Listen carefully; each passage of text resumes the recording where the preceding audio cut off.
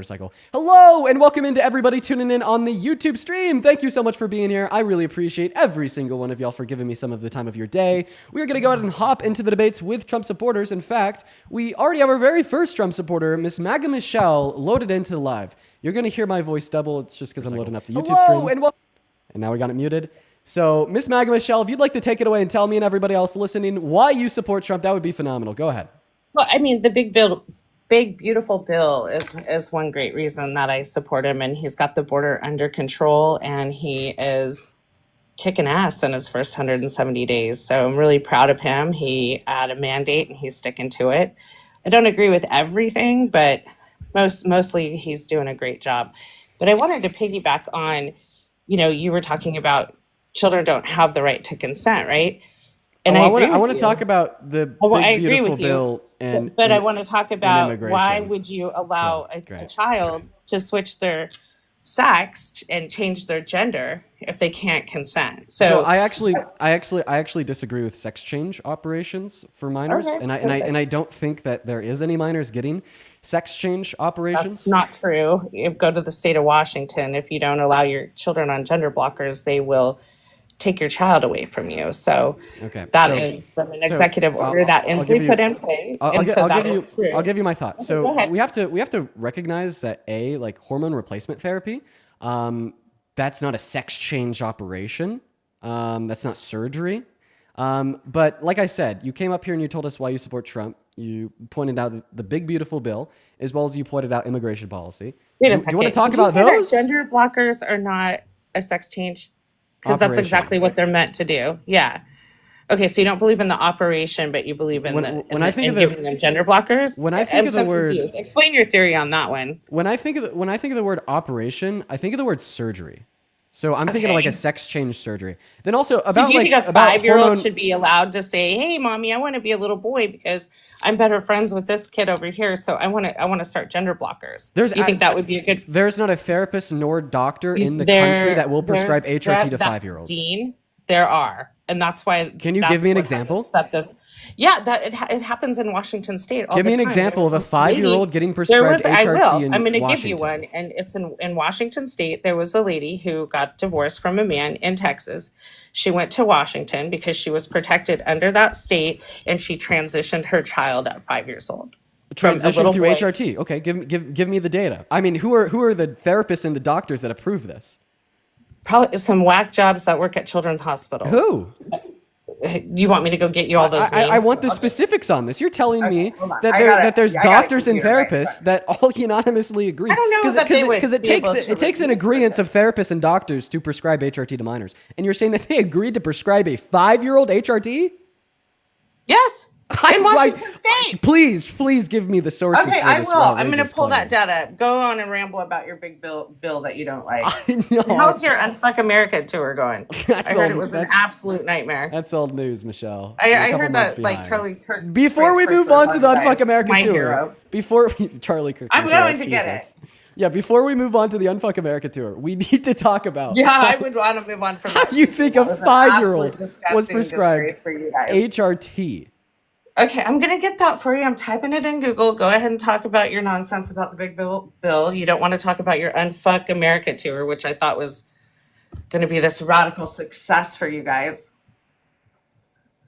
Go ahead. I'm going to wait for you to provide the source. I'm getting the story. Please don't interrupt me, Michelle. A couple years ago. I feel like what you're doing is you're trying to overwhelm me with like a multiplicity. No, I'm not. Michelle, why are you interrupting me? Can I talk? You've interrupted me every time. Yeah, sure. Go ahead. Talk. I'll mute.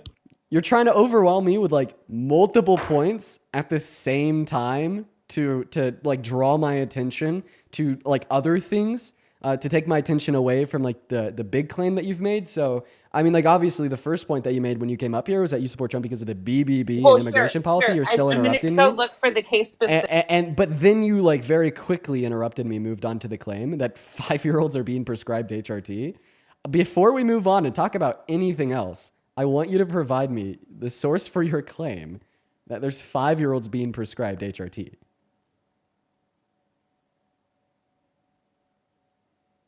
Law in Washington State that actually protects these crazy parents that they can go there and get sanctuary. Go look it up. You- Put in Washington state law on gender You affirming said care. that you were going to give me There a is source a case. It was. of I'm a trying to specific find that case of a case. 5-year-old. Yes, but there's a law in place in We'll Washington talk about state the to law protect these after we talk radical about the case. parents. This is still an I'm obfuscation. trying Now, to find now it. you're It trying was to almost 6 obfuscate. years ago. Now you're trying to obfuscate away from the case by talking about some law. We could talk No. about the law after we talk about the Okay. case. Okay, I'll find the case. Great. While Michelle's working on finding that case, everybody make sure that we're double tapping away in that phone screen and sharing out this live with a handful of friends. Nicole, thank you so much for the $5 over on Venmo. There's no evidence that any doctor in Washington state has prescribed full HRT to a Yes. 5-year-old, says Nicole. Thank you for the $5, Nicole. As well as Megan, thank you for the $20 over at Venmo. I really appreciate you for that love, Megan. Megan says, keep your head up. Thank you for being an advocate for what's right. Grizz and others like him are disgusting. Yeah, they're really disgusting. Thank you for the $20, Megan. As well as Kylie 4 minutes ago with the $20 as well. Just thank you for getting me through this ridiculous traffic semi-sanely. Also, I love you and stand with you. I appreciate you for that love. All the love to you as well, Kylie. Thank you for the $20. And Okay, then Elsa how and Jeanette many with the $5 cases as do you well. want? Because there's like 5 of them. There's just want one that one. hides a 10-year-old. There's a family finds freedom in Washington after fleeing Julia and Keegan. I want the one case that you were referencing of a 5-year-old. Well, there's several of them, which is 5-year-old disgusting. getting prescribed HRT. I want the 5-year-old case. That's the one I want. There's actually like 6 of them up here if you Google it. Put it in, and doesn't Okay. that make you sick that there's that many? So what's the source? I just put it in. Family flees South Carolina and moves to Washington State for gender affirming care to transition child. There's that one. Let's see. Okay, what's the publisher? Politico Flees to Washington for, State. and this is a 5-year-old that got the care. There was a 5-year-old. There was a 10-year-old, and mom can proceed with gender. Yep, there's a bunch of them actually. So I mean, Several cases. the first thing that pops up, and this is coming from Politico, so I'm pretty sure that this is what you're referencing, are parents that moved to Washington, and then quote unquote, this is a title, hid their 10-year-old daughter's gender transition. And then even in the article, they talk about this as even in the article, they talk about this as a social transition. So a social transition is going to be just like asking people to refer to you via very specific pronouns, not like a biological transition or medical transition, which would be HRT or sex reassignment surgery. Remember that you're the one that made the claim that they had like a medical transition of getting on HRT at 5 years old. So like even this article that you're giving me is not giving me evidence for the claim that you made, right? And I'm gonna hold you to the very specific claim that you made, which is there is literally a 5-year-old in Washington State receiving a medical transition. That is what you said. That is what I want evidence for, Michelle.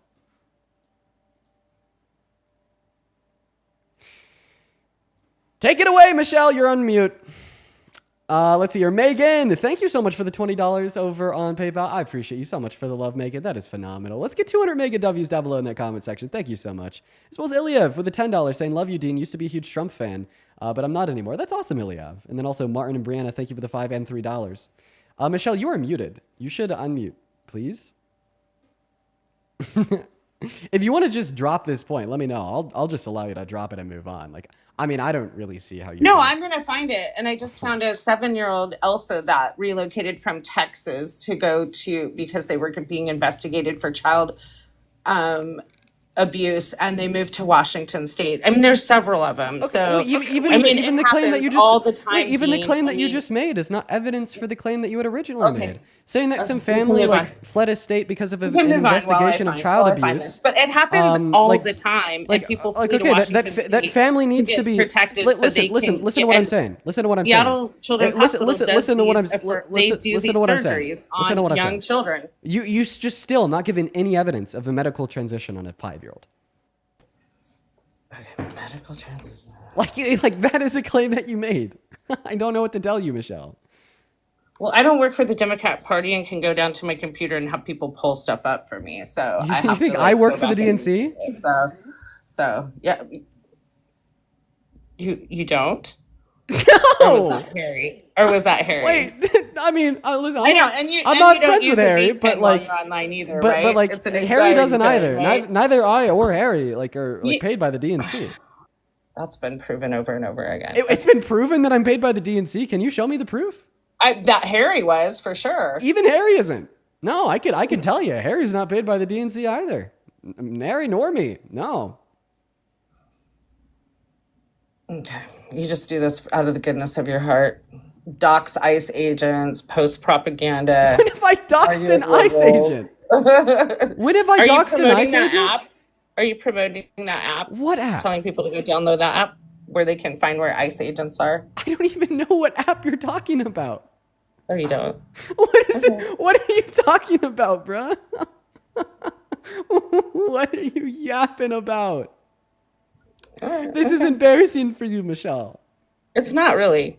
Z, thank you so much for the $25 I mean, it over on could be PayPal. I as appreciate you, but I love embarrassing as Z. Unfuck America tour was. Show some love to Z down below in that comment section. You know for what the I'm saying? Like, it couldn't be $25. that embarrassing. As well as That Ray with was the pretty $7 over on embarrassing. Venmo. Unfuck Nella, thank you for the America. $2 over That on was a Venmo. pretty embarrassing.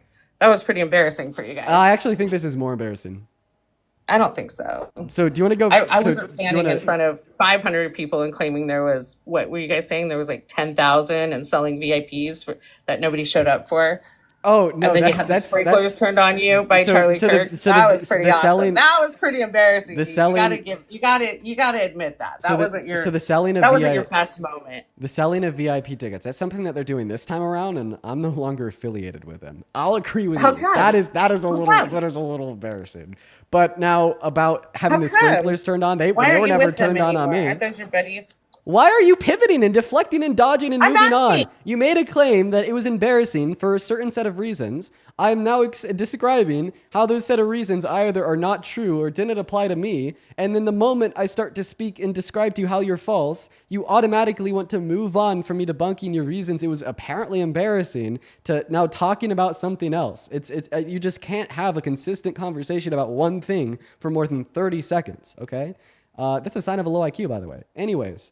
I'll say this about the Unfuck America tour. I actually don't think that you're in any place to condemn or speak negatively upon that at all, else you risk being a massive fucking hypocrite for glaringly obvious reasons that we don't even need to get into here. But if we want to actually talk about my time in Texas, okay, I'll have you know that that was probably my most successful media for getting people to go from the right to the left. I got over 100 million views, 100 million views of my content there, exposing Kirk as a fraud and demonstrating that he's scared of me. But I'm not gonna lie, old fucking news, really old news, like months old news. Today we're here to talk about why you support Trump. And honestly, since you joined this stream, you've been doing That is the everything most but telling me ridiculous why thing you you've support ever Trump. said. The only reason you got 100 million views is because Charlie Kirk was in those videos, and Charlie Kirk's changed videos the get like trajectory 30K of the views. 2024 election Charlie by Kirk getting can't- young dude, people out to vote. Kirk only You gets are like 30K views absolutely. of video. If you had 100 million Kirk views, hasn't how come you even couldn't get given up anybody to 100 vote for million. your side? There's How come thank you for the didn't win the galaxy. election? This was after the election, silly goose. How come those 100 million views didn't win you the election? It was after the election? Okay, well, we'll see what you guys do. We'll see what you do in the midterms, right? Since you're that powerful, more than Charlie Kirk. Oh my goodness, that, guys. that So you are more popular now than finally, Charlie Kirk is. do you want to finally We'll see focus what you on, do in the midterms, do you wanna right? finally focus on why you put your support money Trump? where your mouth is. I think See it's what time- you do in the midterms. Okay, all right. The I think- Democrat Party is a failing party. Why don't you just jump on board the MAGA train? We'll let you in, and then you can, maybe get on Charlie's show more often. I'll tell you exactly why I don't want to jump on board the MAGA train after I thank a handful of people. Joshua, first and foremost, thank you for the $50 donation over on YouTube Super Chat from the DNC. $50. We just Oh my God, we just got a $15. $50 payment from the DNC, Michelle. $15. No, not 15, 50. As well as Kathy, thank you so much for the $100 so much. donation. I'm not going to sit here and listen to you get money. No. That's fucking trolling. I just need to thank 3 people that we could talk. Kathy, oh, she left. You know, the whole time Michelle was up here, the one thing we didn't do is we didn't talk about why she supported Trump. Holy cow. She was so mad at the donations that she literally left. Let's go to move on to the next guest. But no, seriously, Kathy, thank you so much for the $100 donation over on PayPal. I want to see 1,000 Kathy W's down below. Kathy says, I don't know how you do this. Bless your heart. Kathy, honestly, I don't know how I do it either at times. Thank you for the $100 donation. As well as Shannon with the $75 donation over on PayPal from the DNC. And Noah with the $100 donation on Super Chat, saying she's a compulsive habitual liar. Ask her if she's Christian. You shall not bear false witness against your neighbor. I'm sorry, she left, she ran away. No, but Noah, thank you for the $100 Super Chat. Let's get 1,000 Noah W's and 750 Shannon W's, 1,000 Kathy W's. I don't know what is going on with y'all right now, what's in the water, but you guys are going fucking crazy. Thank you everyone so much for the love. We are like less than 30 minutes into the stream and you guys are killing it. Thank you guys so much. And then also quickly, Kristen for the 10, as well as Sophie with the 10 over on Venmo. I appreciate you guys for the love. Apparently, according to Sophie, the Discord chat says this is peak Dean hair. I like the middle part too. But anyways, welcome in. Do you support Trump? MAGA lover. Yes, I do. Okay, that would be a child, guys. If you are watching and you support Trump, go ahead and drop a MAGA down below with your age. We'll get you pulled up onto the live so we can have a discussion about why. Right now, we are focused on finding that next Trump supporter. Let's go to get Polly loaded up in the box. Once again, I really appreciate everyone so much for the love. You guys are popping off. What's going on? Do you support Trump? Yes, I do. How old are you? I'm 19. 19. Okay, and why do you support Sorry. somebody who's, in my mind, the worst president of your 19 years of life? Okay, so I'm going to be a little bit in the middle here because, like, this is kind of hard for me too because I do work at a law firm that deals with immigration. So I will say that I am, like, kind of in the middle. But there is some things that I just haven't been able to align myself with Democrats. And that's just that, you know, there's a lot of policies that I think that regular Americans just haven't really cared about. I think the whole transgender stuff just hasn't appealed to the middle. I think there's a lot of things that go on with. Question. Yeah. What policies about trans people did Kamala Harris run on? I think she ran on, having men and women's sports. I think she ran on. Where's this propaganda coming from? I mean, come on. I mean, the way when she was asked on the morning show about how would she disagree with anything that Biden's done and she didn't, she ran on trying to fix the economy, which she didn't have any idea. Wait. Before we move on to fixing the economy, I want to stay on the topic that you think she ran on policy about trans people. See, from my perspective, I'd say that her policy wasn't inclusive enough. She didn't touch anything to do with trans people. She didn't talk about trans people one time. But overall, if you're just telling us that ultimately, like, you voted for Trump because Trump doesn't want trans women in women's sports, I mean, I just think that you're doing what the GOP has always done, which is focusing on the persecution of a minority instead of focusing on making life better for the majority, right? Or everybody, I should say. Well, That's sure. A little bit more fitting I mean, one moment, than the majority. It's like there is 12 trans women in the NCAA.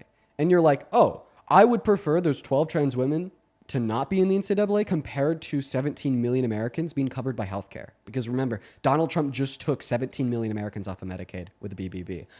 You're saying that you would prefer those 12 trans women to not be competing in the NCAA more than you would prefer the 66 million American women and girls that have lost access to abortions because of Donald Trump's policy to have access. You would prefer those 12 women, those 12 trans women, to lose access to to competing in the NCAA more than you would prefer the average American have tax cuts, or you would prefer more war in the Middle East, heightened global tensions, tariffs that is a regressive tax that makes poor people pay more. You would prefer those 12 women to not be competing in the NCAA than not adding $5 trillion to our debt with a bill that only hurts poor people and helps rich people. You know what I mean? Like, I'm pretty sure that there's got to be bigger concerns here for you to focus on than 12 trans women in the NCAA.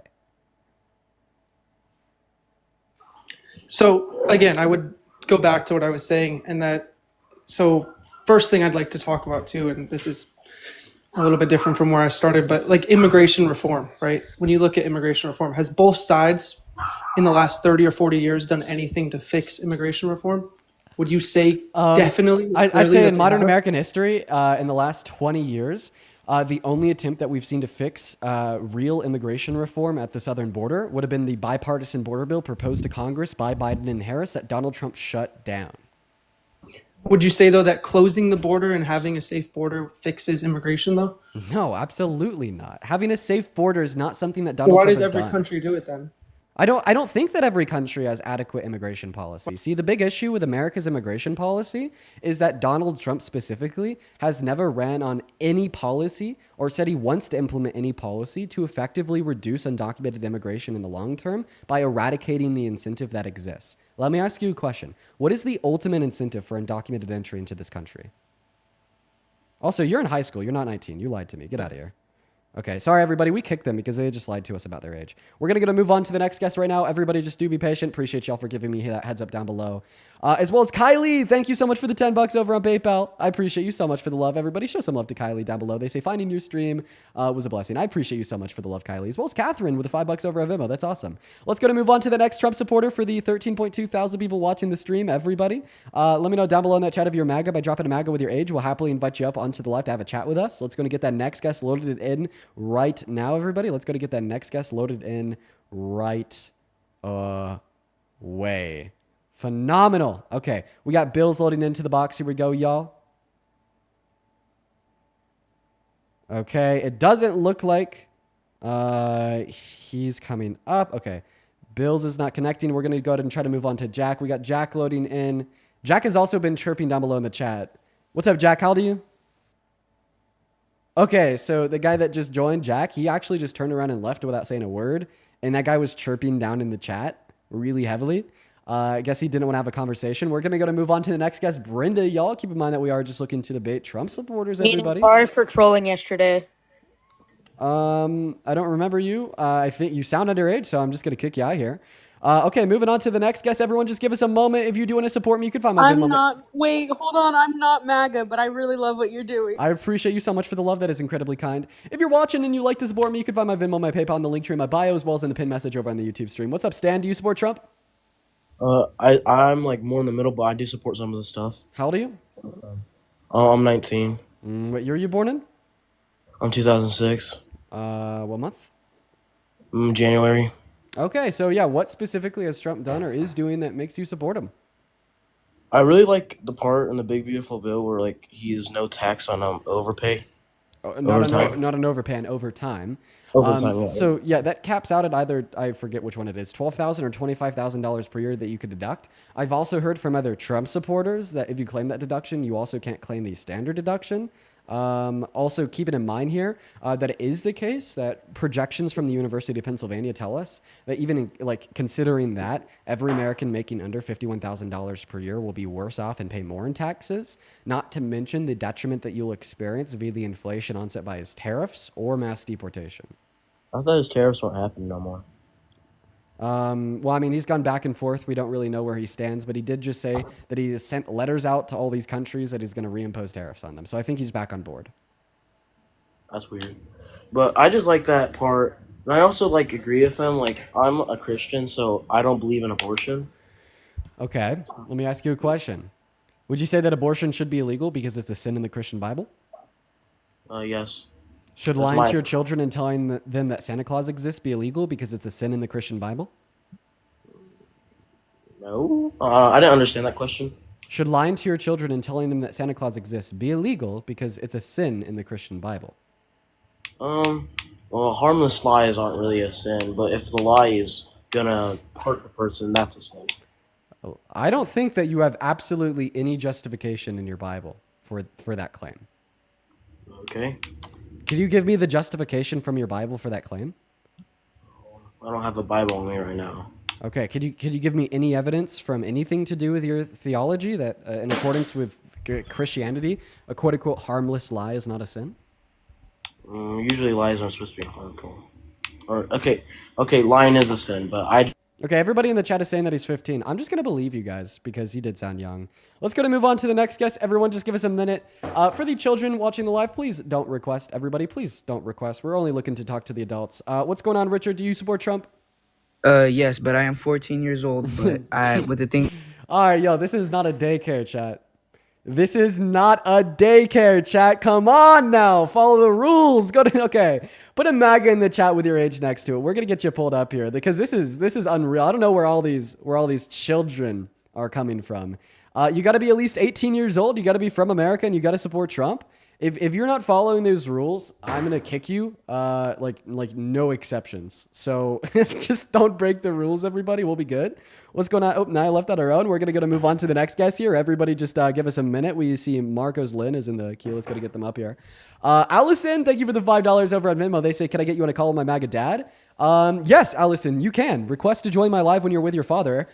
Send me like another $1 donation saying that you're in the queue. I'll look for you and I'll bring you up.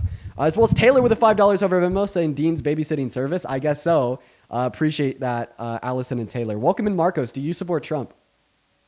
I'm more in the middle, sir. Okay, well, I mean,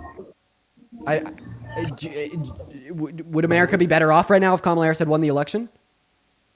I don't think so. Okay. What I believe is that Oh, how old are you? me, I'm 18 and a half. What year were you born in? Okay, he also left. Bro! What is going on? This is not a daycare, everybody. This is not a daycare. I don't know what's going on. This isn't a daycare, though. What's going on, Mar DBY? Do you support Trump? Yeah, I just gotta say something real quick. How Please old are don't you? kick me out. I'm 20, 20? What year were you born in? 2005. 2005? In your bio, it's like measuring your height in meters. Are you American? That's crazy. I know. It's just I have Mexican family, and my cousin put it. I just got one question. Real quick. Okay, so do you want to debate, or you just want to ask me one question real quick? I need to ask you one question real quick. Okay, so you don't want to debate. So I'm going to go ahead and kick you and move on to the next guest. This is a debate live. What's going on with MAGA? I don't know. I can't tell you what's going on with MAGA. Joshua, thank you so much for the $50 over on that YouTube stream. Joshua, man, once again, thank you for the love, bro. Joshua with the $50. Let's get 500 Joshua W's down below. He says in his message here, it really bothers me how many friendlies join the request box. Countless times has he requested. Y'all respect his boundary. If you really want to support him, respect his wishes. Dean, keep it up. Joshua, I appreciate you for that love. And I agree. But I think like a big problem is a lot of people just don't hear the rules because there's always people coming in and going out. But I appreciate you for the love nonetheless. Thank you so much, Joshua. You were phenomenal. What's going on, Sierra Lynn? And do you support Trump? I didn't request to be up here, but no, I don't support. Base, I'm happy that you're not MAGA. Let's follow those rules, y'all. Let's follow those rules. Moving on to the next guest. We got Lewis loading up into the box. Hopefully they are a Trump supporter. Please follow the rules. We are only looking to debate Trump supporters. As well as Renee, thank you for the $5 over at Venmo. Appreciate you for that love, Renee. Thank you so much. Thank you so much. What is going on, Lewis? Do you support Trump? Hit your anxiety pen. Hit your anxiety pen. I mean, I might. Oh, he left. All right. You know, okay, so here's my thoughts. We have 14,000 people in the TikTok live stream right now. I just have so much aura, quite frankly. I'm sorry, that's just a troll. I'm kidding. But no, on a real note, I do think that the Trump supporters are just really like scared or something. I don't know. That's like the only explanation I could realistically think of when we have like 14,000 people in here and nobody wants to talk. I don't know. What's going on, Noah? Do you support Trump? Yes, I support Trump. What time is it? 5:33. Oh, sorry, you sounded British there for a second. How old are you, Noah? I am 20. What year were you born in? 2004. 2004. Okay, what month? November. Oh, yeah, they make you 20. Okay, Noah, if you could get a little bit closer to your mic and also possibly get out of the bathroom, that'd be sweet. But real quick, Skylar, thank you for the $20 over on Venmo. I really appreciate you for that love, Skylar. Let's get 200. Skylar W's down below. They say, thank you so much for everything that you do and for sharing your knowledge with all of us. Thank you for the love, Skylar. As well as Isri Troll, thank you for the $10 over on Super Chat. Take it away, Noah. Why do you support the man, the myth, the failure, Donald Trump as president? Yeah, so do you have a degree in economics? Do I have a degree in econ? No. Do you have a degree? No, I don't. I'm 20. Have you ever heard of game theory? Have I ever heard of game theory? Yeah, I'm pretty sure we like roughly went over that in like my 2010 econ course, but I don't know like the nuances of game theory. I mean, how does this relate to why you support Trump? Yeah, that's a good question. So answer it. It doesn't. Okay, so why do you support Trump? Everyone go listen to my music. I release music. It's out right now. Okay, let's listen to it together. Don't leave, Noah. Oh, he left. I was going to listen to his music with him.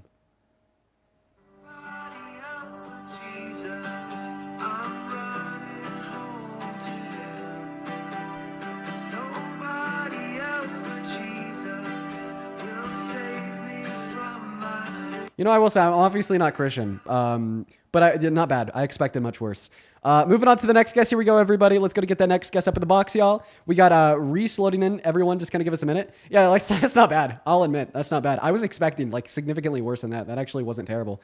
All right, we got Robin loading into the box. Everybody, just make sure that we're double tapping away on that phone screen and share out this live with a handful of friends, y'all. What's going on? Do you support Trump? Okay, Robin isn't here. What is going on with the stream today? What is going on with the stream? Any Trump supporters in here at all that want to come up here and debate? This is supposed to be a debate stream. Obviously not. What is going on, Nathan? Do you support Trump? Nathan, hey, what's up? You support Trump, bro? Well, I'm a Canadian and I support. Okay, we got to get you God then. 3 rules for everybody watching. 1, got to be American. 2, got to be at least 18. 3, got to be a Trump supporter that's willing to come up here and debate. Those are the rules. Those are the rules. I love this. How about this? If you're following all those rules, you're an American, you're at least 18, and you want to come up here and debate, I'm going to put a MAGA in the chat with your age. We're going to start pulling out of the chat compared to the live. I mean, this is just really, like, truly ridiculous. I cannot believe that it is just like so impossible for us to find a single debate today. What is going on? Welcome in, Chucky. How old are you? I'm 18. I was born in 2006. I have a quick question. Do you If I support Trump? draw you, I just want to.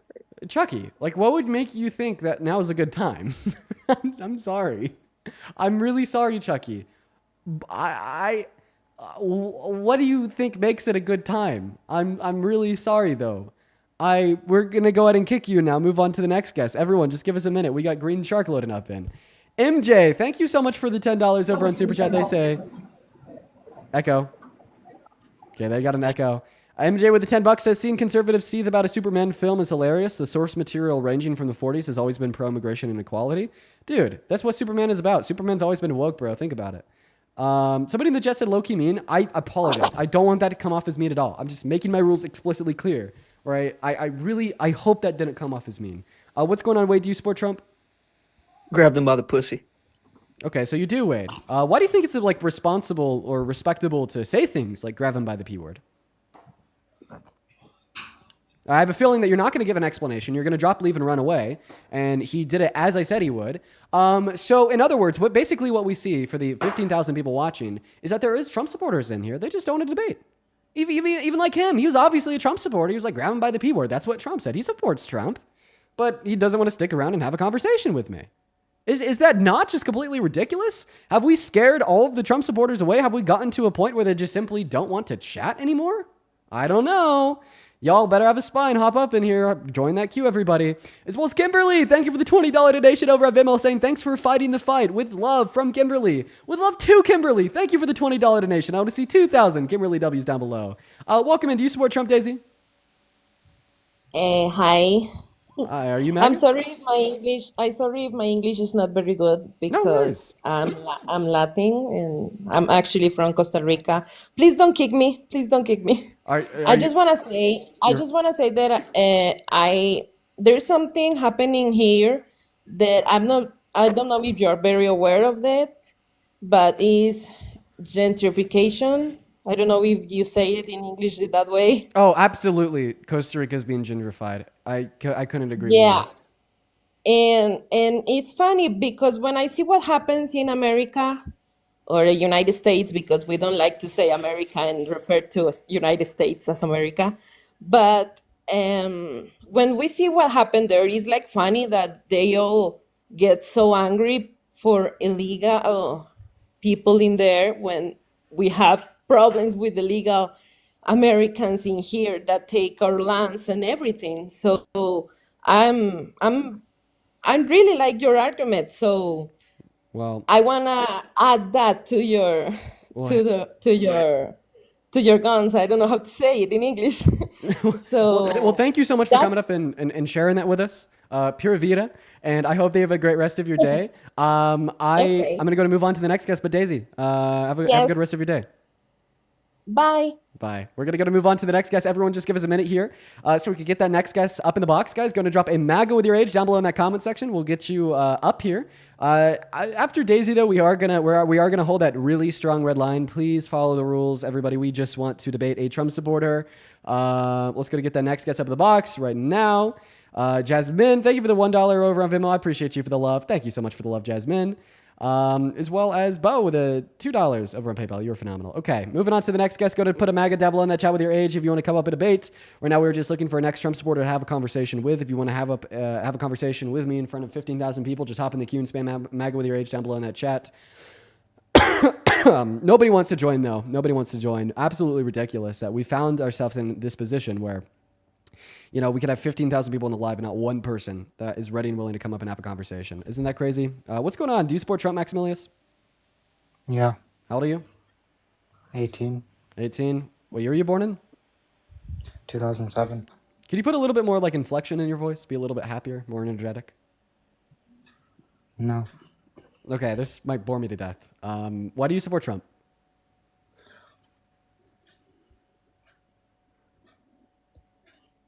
He just left. Ooh,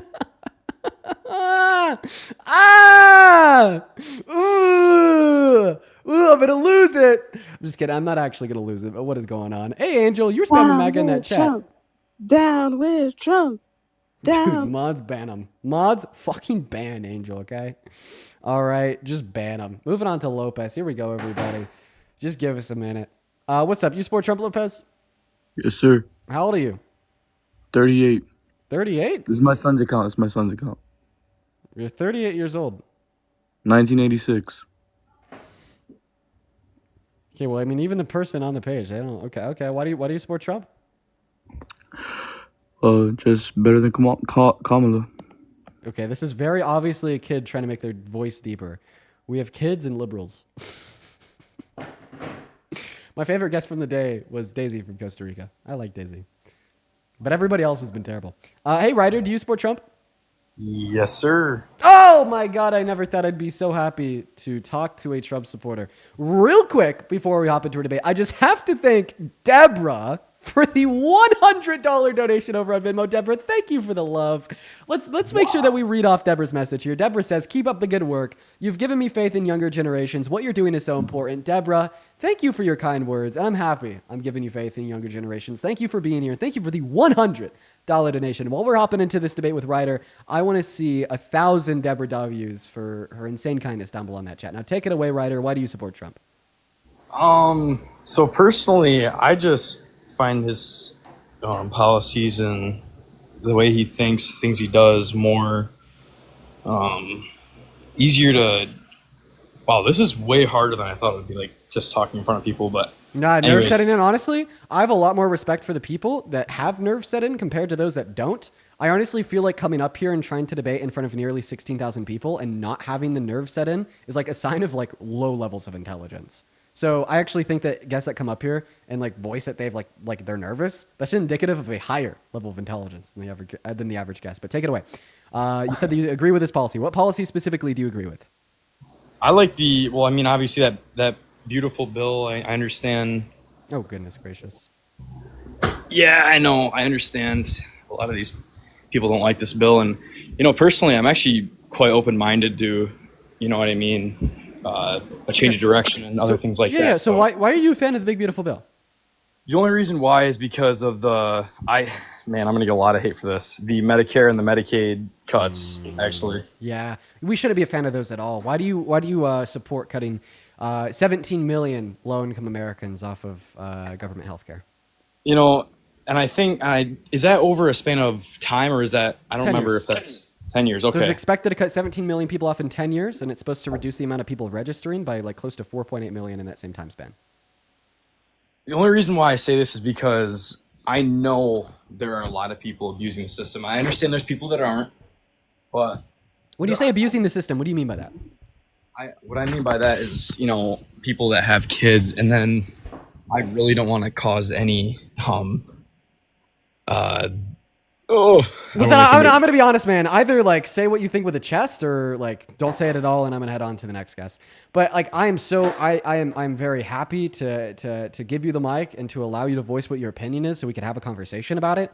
Remember, the opinion that I'm looking for is you told us that you do support the 17 million people that are going to be cut off of Medicaid, because you think that there's a lot of fraud and going on. A lot of people are taking advantage of it, and I'm just waiting on you to describe to me and everybody else listening the ways in which these 17 million Americans are taking advantage of Medicaid that justifies in your mind them being cut off of Medicaid.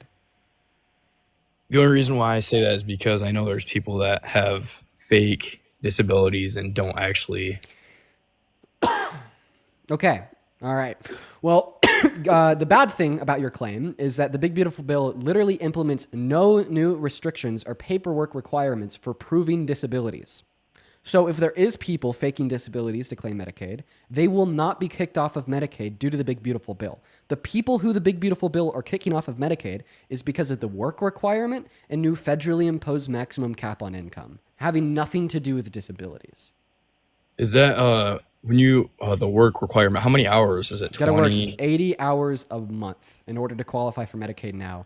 And now they're going to kick people off of Medicaid that either don't work 80 hours a month or haven't filled out the paperwork to prove they work 80 hours a month, even if they have children, as long as those children are 15 or older. I'll say one last thing. Like, the kids that are 15 and older probably should work, and 80 hours a month is not a lot of hours because I work 55 a week. So I understand. I mean, just I don't say. have a disability, but So now you're telling us that 15-year-olds should work to supplement money required to pay for health insurance instead of our government covering those low-income families. That's an incredibly immoral view. I want you to be able to explain that. But before you do, I want to talk about the second thing. You said that you have no problem with that work requirement. There is two big issues I take with that work requirement. The first big issue is the administrative burden of proving how many hours you work. When Arkansas implemented a statewide work requirement, it kicked 18,000 people off of their state health insurance. And those 18,000 people were working over 80 hours a month. They just couldn't prove it because of the very heavy and taxing paperwork delegation that they were required to fill out. And then my second claim here is I agree that we should have policy to incentivize employment. Okay? I agree that we should have policy to get people to go to work.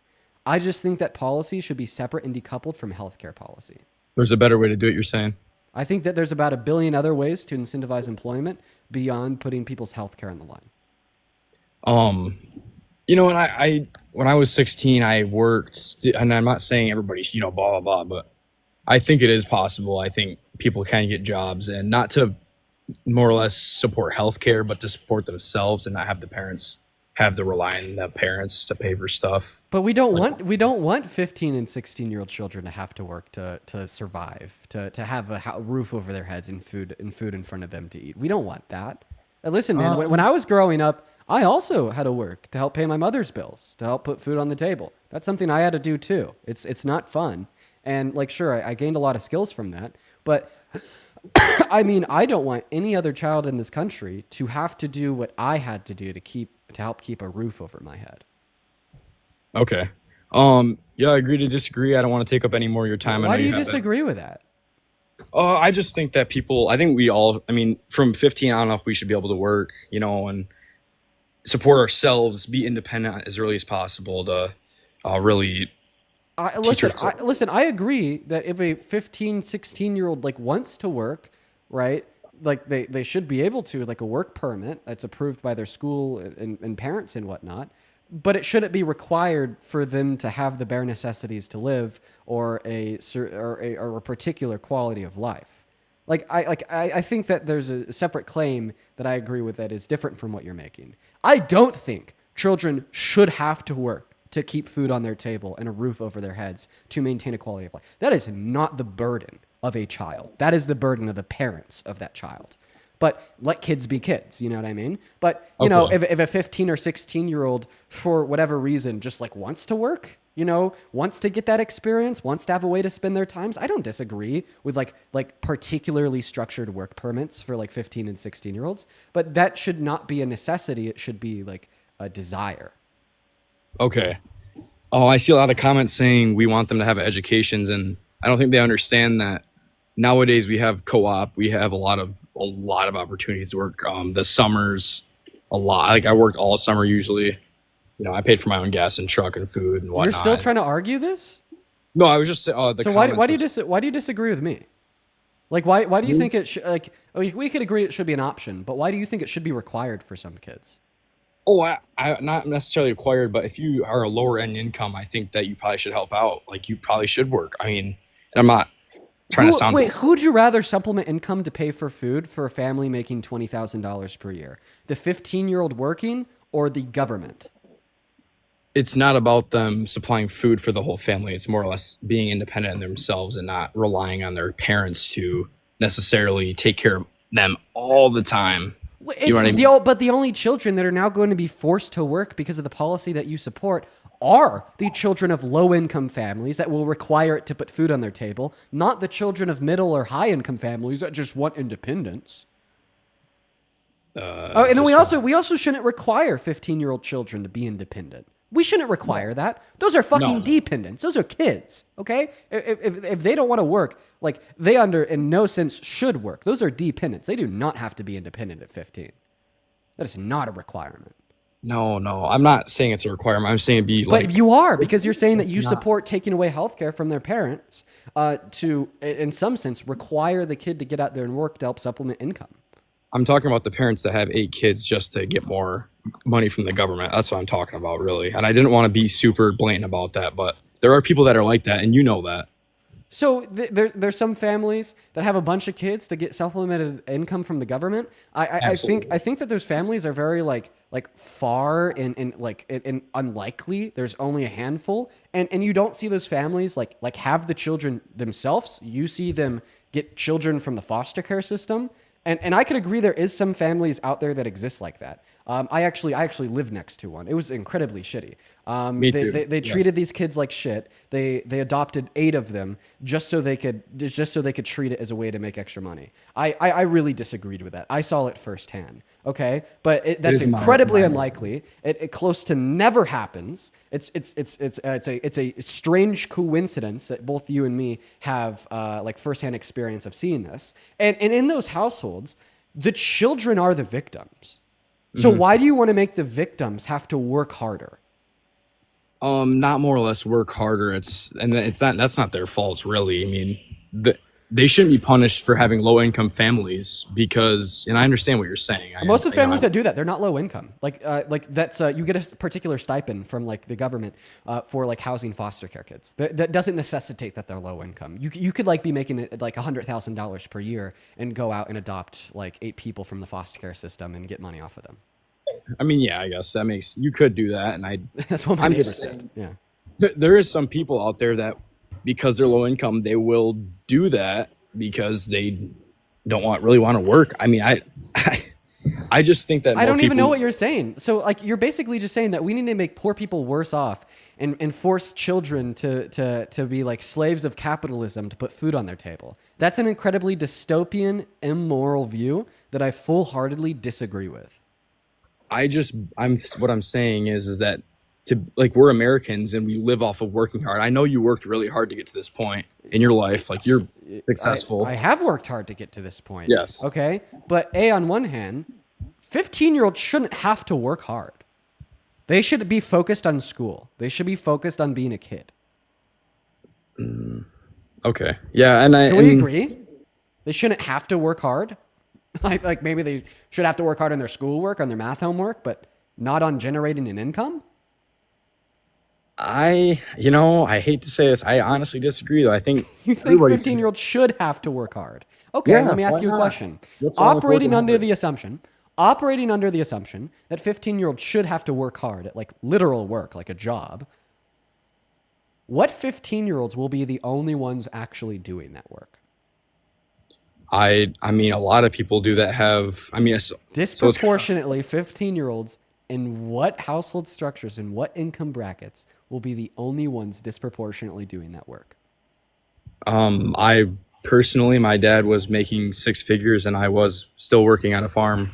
But if you were to compare the amount of 15-year-olds doing work, like literally working a job at 15, with parents that made 6 figures per year compared to parents that make like low 5 figures per year, we're going to see a disproportionate amount of those young children doing literal child labor in which income bracket? And then do Answer wow, my question. Sorry. Disproportionately, in which income bracket would we see 15-year-old children actually doing that work? Probably the lower end ones and the most abundant variety, I guess you would say. So you said that like 15-year-olds should have to literally work a job, and you also acknowledge that the disproportionate amount of these young children that will be working these jobs will be children of low-income families. I feel like any rational mind would say we should probably advocate for policy to prevent that. What about you? Honestly, I think there's nothing wrong with working hard to get what you can. So you're saying that you literally have no problem with like having children working a job, even if you understand that will disproportionately just have poor kids working. You understand that's going to keep them poor, right?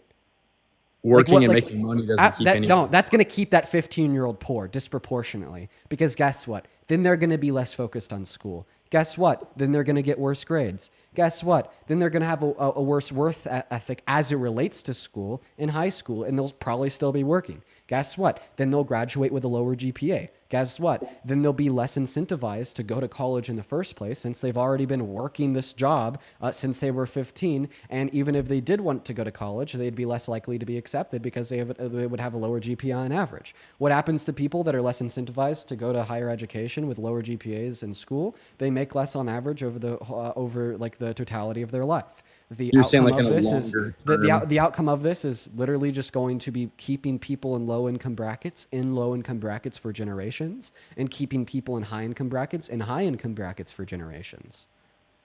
I kind of see where you're coming from, where you kind of have this equal, like an equal starting point for everybody. You want that, like, kind of want this equal starting point. Yeah, I think that equity is really important here. I think that all 15-year-olds should have no financial stake or obligation to go work a job. Every 15-year-old should have free school lunch and have breakfast and dinner. And every 15-year-old should have everything that they need to stay focused on that schoolwork, on building out the basics of a social life, building core values to direct them to grow up, and an exploration of what they want to do when they grow up to be a functioning a member of the American economy. Yeah. Can I answer one of these? Do you agree or do you disagree with that? I agree. Okay, if you agree with that, then you don't agree with taking away healthcare from 17 million low-income Americans to force kids to work. So now you've conceded why you support Trump. Can I answer one of these comments? Divinely disobedient nine. I'm not gonna lie. I don't think I want you to answer the comments. I want you to talk to me, and if you don't want to talk to me, I'm gonna move on to the next guest. Okay, sorry. I was just. So respond to what I said. Yeah, I see where you're coming from. Definitely, like the equality point and not wanting kids to work at young age. No, I just don't. I don't want it to be required. I think it should be an option. I just don't think it should be required. And it's not more or less. I think they have to, or I just think it would be. It's not. We're gonna move on to the next guest because he's literally been arguing this whole time that he thinks that they have to. Now he's just muddying the waters. Once I am able to call him out on it and articulate why he's wrong. So we're just gonna move on to the next guest here. Welcome into Sport Trump, Eric. Okay, Eric's not here. Everybody just do be patient. Yo, what is going on with the guests today? Yo, these guests have been crazy. It's so we weren't able to find a Trump supporter to come up here for an hour. And then the first Trump supporter that we were able to find up was yo, put the kids in the mines, okay? And poor people should stay poor and rich people should stay rich. That's a reduction of his view. I don't know. Everybody just give us a minute here to get that next guest up in the box. Go ahead and put a MAGA with your age down below in that chat. We'll get you pulled up here. Everybody just do be patient, y'all. We got Puff loading into the box. Here we go, y'all. As well as Alpha Phoenix. Thank you so much for the $10 over on YouTube saying I grew up incredibly poor and had to work to help. Dude, what is going on? Worked to help with rent and food. And because of it, I had to get my GED. If this dude, he definitely doesn't know what it's like to grow up eating crackers for dinner. No, man, Alpha Phoenix, you are a testimonial of exactly what I was just talking about. I couldn't have said it better yourself. You grew up, you had to focus on work, and because of that, you didn't perform too well in school, and you had to get a GED. Yeah, man, we see that all the fucking time, literally all the time.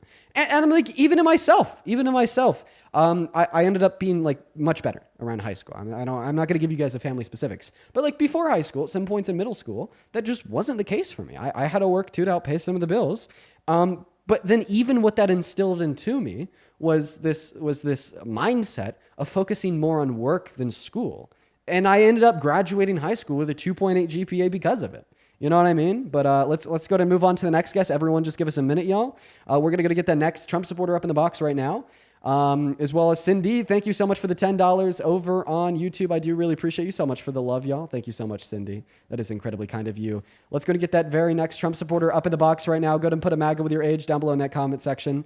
We are just simply looking for one Trump supporter to come up here and give us a piece of their mind, to have a conversation. DMS Ghost, thank you for the $10 over on Venmo. Just wanted to say that you're amazing. Keep doing what you do. Can you say hi to my friend Kiara for me? Hi, Kiara. As well as Josie with the $5 and Caroline with the $5. Appreciate you guys. And Ashton with the $5. Thank you so much. Ashton says I had to pay for my own lunches and clothes growing up. Took away a lot of my time from schoolwork. Yep. Like I was just saying, that happens so much. Ben, thank you so much for the $20 over on Venmo. Saying, how does the minor labor rates of other developed countries compare to the U.S.? I don't know, but that would be useful to look into. Thank you for the $20 donation, Ben. Let's get 200 Ben W's down below.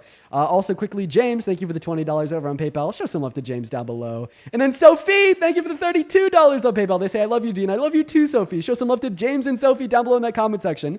And then James with another $15 donation over on PayPal. James, Sophie, and Ben, I really appreciate you guys so much for your kindness and generosity. And welcome in, Trevor. Do you support Trump?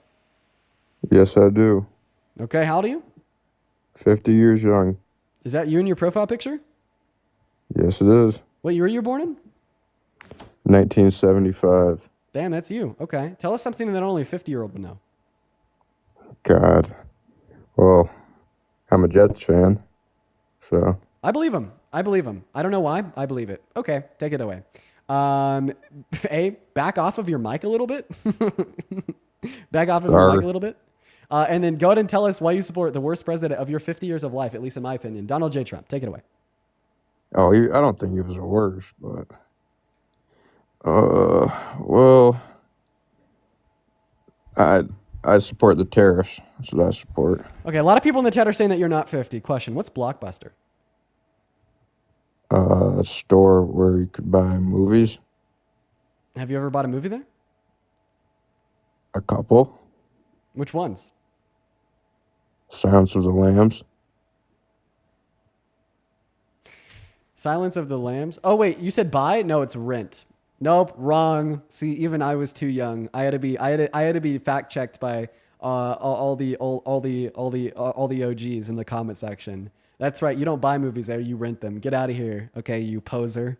All right. Even that escaped my mind because I'm only 20. That's funny. Escaped my mind because I'm only 20. Yeah, I got an echo, so we're going to move on to the next guest. Everyone just give us a minute. Yo, for all the OGs down below, appreciate you, for fact checking me too. Let's go to get that next guest loaded into the live right now. Everybody, just do be patient while we get that next guest loaded up. Everybody, we are just looking for the next guest right now. Y'all go and let us know down below if you do want to come up and have a conversation with me about why you support Trump. Let's go to get that next guest up in the box right now, everybody. Now we're learning that you could buy movies at Blockbuster too. Okay, I wasn't around at Blockbuster, so I just basically trusted the chat on that one. But now we're hearing conflicting reports that you could also buy them at Blockbuster. I guess like he might have actually been 50. I'm sorry, I just trusted the chat. I've never been to a Blockbuster in my life. Let's go to move on to CC. Everyone just give us a minute here. And oh my God, yo, Danielle, thank you so much for the $100 over on PayPal. Danielle, thank you so much for the love. Danielle says, raised on welfare, worked since I was 12, college at 30. Kids should not have to go through that. I could not agree more, Danielle. That guess was truly just off base. Thank you so much for the $100 donation. I mean, that is seriously so incredibly kind of you. That is so much money, Danielle. Thank you so much for your kindness. Everybody, show some love to Danielle down below in that chat while we're working on getting the next Trump supporter loaded into the box. Danielle, thank you so much for the love. As well as Josie, thank you for the $15 over on PayPal. Thank you so much for the love. Let's get 150 Josie W's. They say, hi, Dean, helped me through a lot in a rough time in my life and inspired me to keep going. I love you so much. Oh, I love hearing that, Josie. I love you too. Welcome in, Finn. Do you support Trump? No, but what's the... Okay, follow the rules, everybody. Moving on to the next guest. Going to put a MAGA down below in that chat. We'll get you pulled up here, everybody. What's going on? Do you support Trump? Yes, sir. Age, please. 19. All right. Why do you support Trump, the worst president of your life? I support him because when he first came into term, economy was booming. I was making money personally. When he I was first making came a into whole bunch term, of that's not true. First financial quarter of this year, the first 4 months of his term, our GDP decreased. I'm not talking about. I'm talking about his first presidency. His first presidency? You're 19? Yeah. So you'd have been like 13 during his first term. Like even like 11. You were making more money at 11 years old than you were at 19? I was selling pictures, bro. I was an artist. Okay. Okay. All right. Go ahead. Continue. It was like, so with my household, with my mom and my family, the way it went around.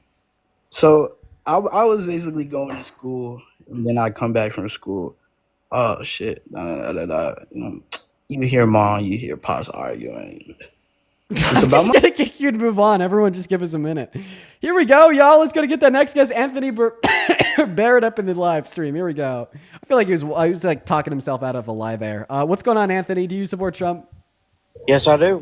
All right, Mr. Anthony, let's have a good chat. But oh my God, before we do, I don't know what is going on today. You guys are being so freaking kind. Jay with the $125 donation over on Venmo. I want to see 2,000 JWs down below in those comment sections. Jay, man, you were so incredibly kind. Jay says, what I saw yesterday was somebody who lives his life on an above average moral platform and intelligence, who holds a strong sense of ethics and moral righteousness. Know this. It's an honor for me to help support a soul of this caliber in this world. Now go get him.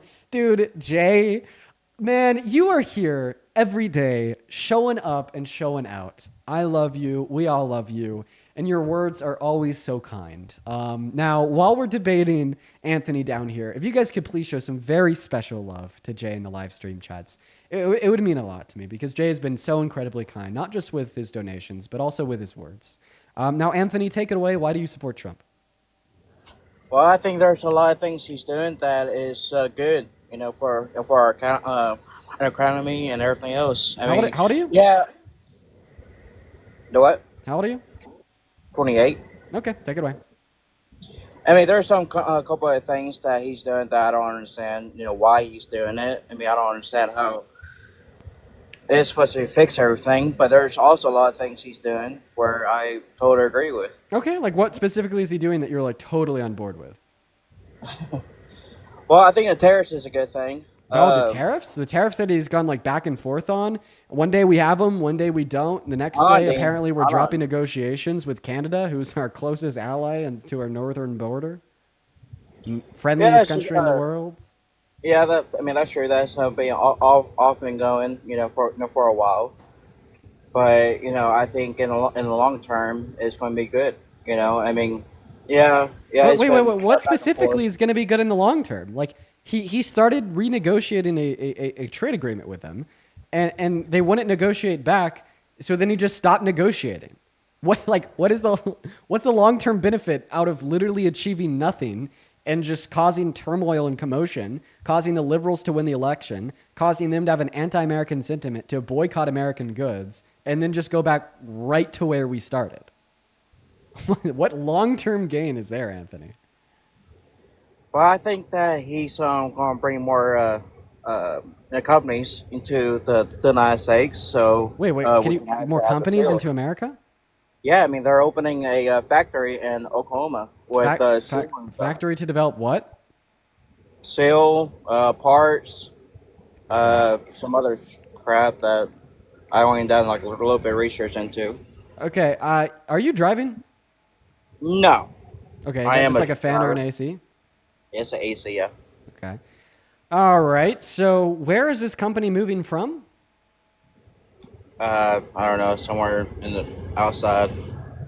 Okay. Well, unless you could provide like specifically identifiable information where this company is moving from and prove that it was a result of his tariffs, I mean, I don't see why we should assume it's a result of Trump's tariffs. companies open and close, that's kind of a no-brainer.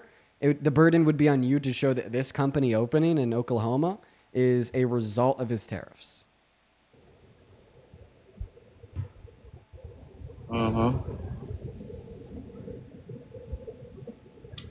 Lily, I appreciate you for Galaxy. Can I ask you a question? Go ahead. Would you still support Trump if he like perved on naked teenage girls and then boasted about it? And I've been watching your videos for a while now. I understand. I know we're going through back in 2005. Is that what you said in your last video with Yeah, 2005. Lily Obsidian, appreciate you for all the galaxies. Thank you. Now, like I said, I've been watching your videos, for a while. I mean, I didn't know that, So would you still support Trump if like he perved on naked teenage girls? Is that something you do?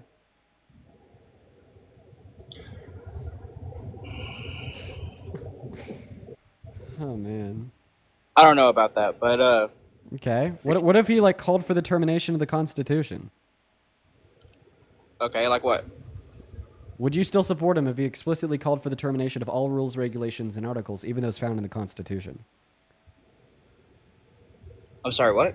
Would you still support Trump if he called for the termination of all rules, regulations, and articles, even those found in the Constitution? And where does it say that he's trying to do that? No, man. It's a hypothetical question. If he did this, then would you still support him? No, the Constitution is. I mean, I don't.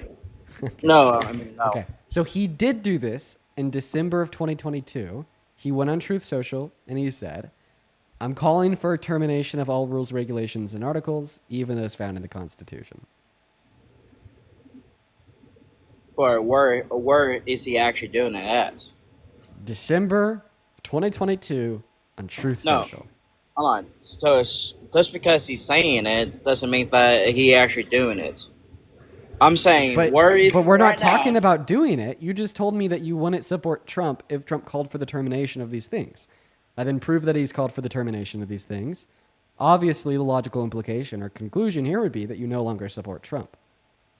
No, that's not logical. The logical thing is when he's doing it, like he's actually doing it. So if I ask you, would you stop supporting Trump if Trump did X? And then you say, yes, Dean, I would stop supporting Trump if Trump did X. If I prove to you that Trump has done X, the logical conclusion would be that you no longer support Trump because Trump did X. I asked you, would you stop supporting Trump if he called for the termination of the Constitution? So for me, actually do that. That means that he actually did it. He actually did call for the termination of the Constitution, yeah. When? December of, I already told you, December of 2022 on Truth Social. Oh. Dude, Anthony, what are those reposts, man? What repost? Dude, you're reposting. I haven't reposted anything. What am I watching? Bro. Why do you have this shit reposted? What? Get out of my life, bro. Dude, oh my god. Sam, what's going on, man? Do you support Trump? Oh, can you hear me? Yeah, no, man, I can. Are you MAGA? I was, now I no longer support. Dude, based. I'm happy that you're no longer MAGA, bro. Great for you. Good job. Moving on to the next guest. Woo! We've been live for an hour and a half. Can you guys think of like a worse day on record compared to these last guests? I think that we're like going for like a new record. Everybody in the chat's asking what his reposts were. Just don't worry about it. They were just out of this world. We're going like for like a new record of like worst guests in a row type shit. What's going on, Dakota? Do you support Trump? Absolutely. All right, Mr. Man. I want to talk to you about why you support this guy. The absolutely reaction is a little disheartening. Like oh my god, like he's terrible, bro. Like I feel like Trump supporters should at the very like minimum be like at least like a little embarrassed about it and not just jump out of the gate saying absolutely. Hear me out. Okay, I'll hear you. I'm 26 years old. I'm a Marine Corps veteran. I own a landscaping business and a construction business. I'm 26 years old, and may he be the best president we've ever had? No, but is he better than the rest of the options? Why was he Yes. better than Harris? Well, I just don't see how. Nothing she ever said to me. Nobody's ever convinced me otherwise. Okay, so why do you think? Okay, so you don't have any reasons why you think Trump is better than Harris. The one thing I support the most, I would have to say, is I can't even say the most because I support pretty much everything. But the main thing I see, I like the idea of the border being closed down. Now, the first thing people are going to say is that he's racist. You know, no Mexicans, whatever. But that's not the case. For me, it's national security. It's so that we're safe within our border. I'm not saying people do not deserve to come to America, but I do agree that we should have there needs to be a process, and to start the process, people have to go. We have to clean it. So you agree with mass deportation? Yes. Okay. I think that ultimately mass deportation is rooted in racism and xenophobia. Now, there'll be a lot of people that will just explicitly be racist or explicitly be xenophobic and will believe in mass deportation for this reason. But I also, please allow me to finish speaking. However, I'd say there's even more people that believe in mass deportation because the right-wing pundits on the TV told them that it's a good idea, or Donald Trump repeated it enough until they just believed him. So it's a mix of people that just know it's racist and xenophobic, and then other people that may not know that, but the TV convinced them of these beliefs. And the motivations behind the people on the TV was ultimately racism and xenophobia. Now, the reason why I'd say that is because there's just simply no good outcomes of mass deportation. There's not one. It doesn't help you, doesn't help me, it doesn't help the immigrants, doesn't help this country, the economy of this country, the security of this country, the crime rates of this country, or anything in this country. It only hurts all these things. It cuts trillions of dollars off of the GDP. It reduces our taxable income, costs $2 trillion in 10 years, increases crime rates. What about mass deportation is something that I should support? Can you name one good outcome of mass deportation on America? Okay, so basically every point you just said, you said that it doesn't work and it does the exact opposite. So say with a southern border, a terrorist from a foreign country can get into Mexico and can come right into the United States with no issues. Well, now you've changed the conversation. You were shifting away from why you support mass deportation to mass why you deportation, want a stricter border. So I'm asking you to name one good outcome of mass deportation. Okay, one good outcome is in order to clean something up, you have to clear the area out. So, okay, what are we cleaning up? Okay, we're getting rid of anyone who's here illegally. Okay, what's the good outcome of that on America? Okay, so everyone here is legal. We know who everyone is. Oh, so you're saying the good outcome would be identifying everybody. Would you be able to agree that we'd also be able to identify everybody through mass amnesty, which is offering undocumented immigrants citizenship or residency? And in fact, this plan would be able to identify individuals faster since the undocumented immigrants would be more likely to work with the plan and want it? Okay, but so here's my thing. They have the benefit of the doubt that there's been a way to come here legally since the very beginning. So if you go speed down the highway, you get a ticket and you could possibly go to jail. So how is it fair for someone to follow some rules and then we enforce certain rules but not all of them? If your argument is nobody's above the law and it's unfair to say that these people are above the law, even if it benefits the country to offer them mass amnesty, which would be the law, so they're actually not above any law, well, then you definitely wouldn't support Trump, because I think it is so fucking totally unfair that a 34-count felon convicted and adjudicated rapist inside of a civil court is our goddamn president. Okay? Yeah, let's talk about this concept that nobody's above the law. Was not Abrigo Garcia. Was DJ Rodriguez above the law when he tasered the neck of a cop on January 6th and then Donald Trump let him out of jail through a presidential pardon and called him a patriot? Oh, you must really disagree with that, right? Okay, no, this is a great conversation, and I'm just getting over my talk. I don't do debates. I just have my ideas, and I'll come up with a thought process. What is everybody in my chat spamming? But Real quick, I'm so- sorry to interrupt the debate, Dakota. What is everybody in my chat spamming? I would also like to make another point if you'll let me. 1 second. What is everybody in my chat spamming?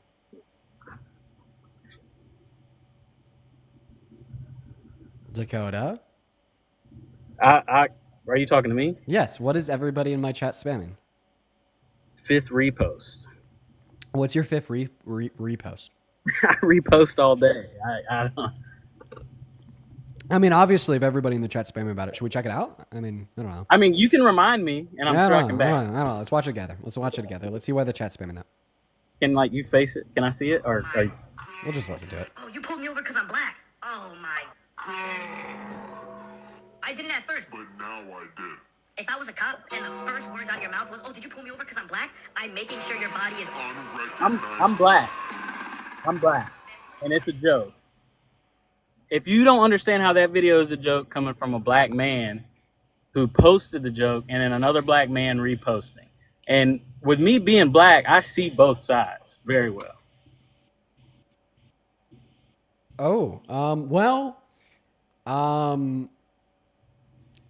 mean, I think that there's probably, you know, a lot of other black people watching the stream that may disagree with you there. Right. But okay, so I don't know if it's I don't know what my place in this is. I don't know. It's kind of like crazy though. But like, I mean, a black guy posted it. I seen it. I thought it was funny. It was a joke. I mean, I've been pulled over. I've been racially profiled. But you cannot say that. I cannot go and say the police department that done that to me. Listen, we'll just move on with the conversation that we were having. I'll leave that one to you know, because he says he's black. You reposted a video from another black creator. I'll leave that one to, you know, like the black individuals in my chat that that think that's crazy. I will say that's pretty, from my perspective, that's quite strange. But do you want to pick up where we left off, talking about like a positive outcome of mass deportation? Yes. So I mean, that was I believe that we need to clear this place out so we can start fresh and start implement a new system for people to come back. Okay, so you told me that the positive outcome of mass deportation would be an inability to identify every single person in the country. And that's not okay, Dakota. That's not it. I mean, now they're spamming about more repos. Here's what I'm gonna do. You came up here to talk about mass deportation. No, but I have a 5.5 minute video on my page going over mass deportation. I honestly think that you are going to be significantly better off by watching that video. I'm wearing like kind of like a purple polo long sleeve shirt. It's worth a watch. It's 5.5 minutes long. It kind of addresses all of your concerns and explains why mass deportation is a bad thing. Everybody in my chat is now spamming about some like 13th reposts. Dakota, I'm gonna be honest, man. I'm just gonna let you go. But seriously, feel free to go watch that video. It'd be great, you know, because you're coming up here saying that you have concerns about mass deportation. Go watch that video. I feel like it'd be meaningful for you and maybe some of your beliefs there. So everybody, just give us a minute here. Joey's just listening to music. Everyone, just give us a minute. We got G Scooch loading up in the box. We got G Scooch loaded up in the box. Everybody, we got G Scooch. What's going on, man? No, G Scooch left, everybody. Unfortunate. All right, we're going to try to get hold of that next Trump supporter. Everyone just, give us a minute to be patient. Get that next guest up in here. What's going on? Do you support Trump? Yes, I do support. That is a child. No, that is a kid. No, we're going to move on to Ethan and Isabel. Everyone just give us a minute. Actually, I think that Miguel is loaded up right now. Let's see here. Ansgar, thank you for the $5 over at PayPal. Appreciate you for that. I love Ansgar. As well as Kimberly with another $10 over at PayPal. Kimberly says, love watching you. Wanted to ask, do you think my son has schizo/AFF will have to work on BBB? No, that guy was just shouting misconceptions. So there's no like work requirement for kids. It's a work requirement for the adults. You just got to work 80 hours a month. But if your children are 15 or older, if you don't meet that work requirement, they will lose coverage. What's going on, Nails B? Do you support Trump? Okay, Nailsby's not here. We're gonna move on to the next guest. Everybody just do give us a minute, y'all. Really just looking for one Trump supporter to come up here and have a debate with us. What's going on? Why has the live stream today just been so insane? Welcome in. Do you support Trump? Yeah, why are you doxing people for? You see that video on Destiny? I don't think I've doxed anyone. Would you like to define doxing?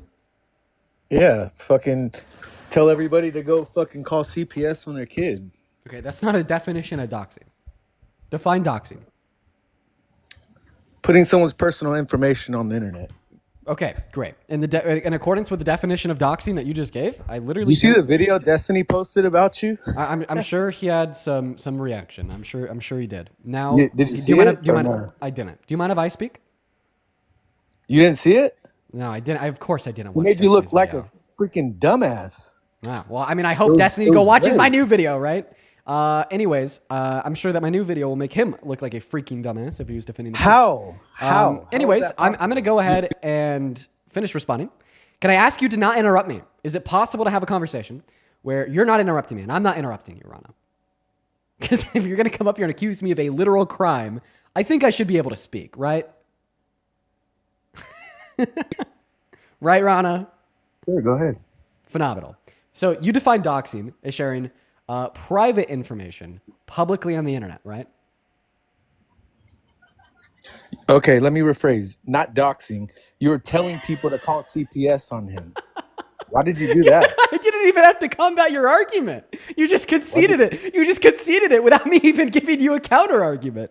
You tried your hardest. You tried your hardest. He wouldn't give you his name though. I can't believe that. You just you come up here. You come up. One moment, Rana. What? Stop talking. You come up here. You accuse me of a crime. I'm like, I want you to define this crime, and without me even giving you any pushback, you just concede and you're saying, "Moving on, Dean." You didn't do that. You tried though. Oh, and now you're saying that I tried to dox him. Yeah, you said, "What's your name? What's your real name?" Wait. So you're saying if he gave me his name, that would have been me doxing him? Yes, absolutely. Yes. Rana, what is your name? You're like, look at it. Wait. There you go again, trying to dox people again. So I just want to clarify. If I ask you what your name is and you tell me what your name is, I doxed you. Yes. Ask me what my name is. You could have a fake name. No, just real quick. Ask me what my name is. Everybody knows your name is Dean, bro. No, you doxed me! What are you talking about? You could have a different last name. You just doxed me. Why did you just dox me? Why are you asking for that guy's name then? Why'd you ask for that guy's name? Dude, Rana, why did you just dox me? Why did you ask for that guy's name? I'll answer your question once you answer mine. Why did you just dox me? I didn't dox you. Yes, you did. You said my name was Dean. I didn't say your last name. Oh, okay. So if you say my last name. So why did you ask that guy for his name? Wait, Rana, look up here. Why did you ask that guy for his name? name? No, you just looked at my full name. You doxed me. That could be a fake last name. What are you talking about? All right. Well, okay. I'll Why'd you ask that guy for his name? Then? Yeah, no, I'll tell you. Because you were trying to dox It's because him, my bro. conversation What with are you him. talking about? Listen. No. I didn't try to dox him. I didn't dox him. Bro, Destiny clowned the shit out of you. Oh my bro. goodness It's Christ! hilarious. You were still interrupting me. Do you want me to actually explain my perspective of things, or do you just want to come up here and say words? Go ahead. Phenomenal. Thank you so much. No, I didn't dox him. I didn't try to dox him. I didn't want to dox him. Okay. What I particularly asked my chat to do is to take and find public information and then privately report it to local CPS authorities and then explicitly ask them to not publish it on the internet or spam it in my chat. By no legal classification of doxing did what I did to that guest meet the classification of. Now, you could say that you disagree.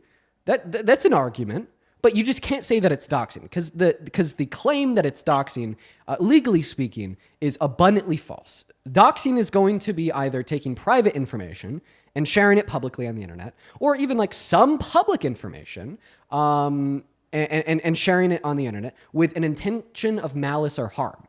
Okay, but that's not what I did. I asked people to find public information and privately take it to local CPS authorities, not posted it on the internet, not with an intention of malice or harm, but like literally an intention of wanting to look out for children's safety. Now that we've determined that it's not doxing, yeah, of course. Now that we've determined that it wasn't doxing, do I like regret that? Do I regret like telling my chat to find public information and take it to local CPS authorities? Yeah, I do. I shouldn't have done that. I don't think that was the appropriate or adequate response. I think that there's about 1 billion better ways that I could have responded. Okay, yeah, I'll take accountability for that. But on the flip side, like these parents absolutely were signaling very heavy red flags. I mean, the parents did explicitly suggest on 4 or 5 different occasions that parents have the ability to consent and permit for their child to be exploited by other adults.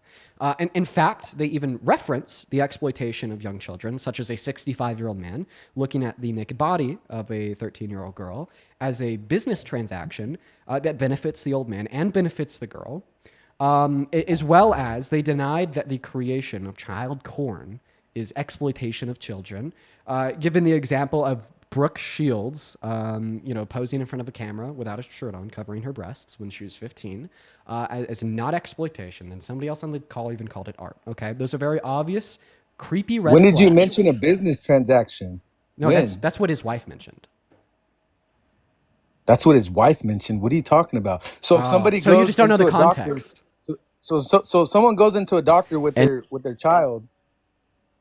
Is that wrong? If he consents, like, does he have to? Does his child have to consent for him to see his below the waist? Like, right. where's the consent there? So I think it's okay for That's what Destiny was making the video So about. I think that from you. I think that it's okay for medical health professionals to perform medical checkups on children because it is in the best interests of the child.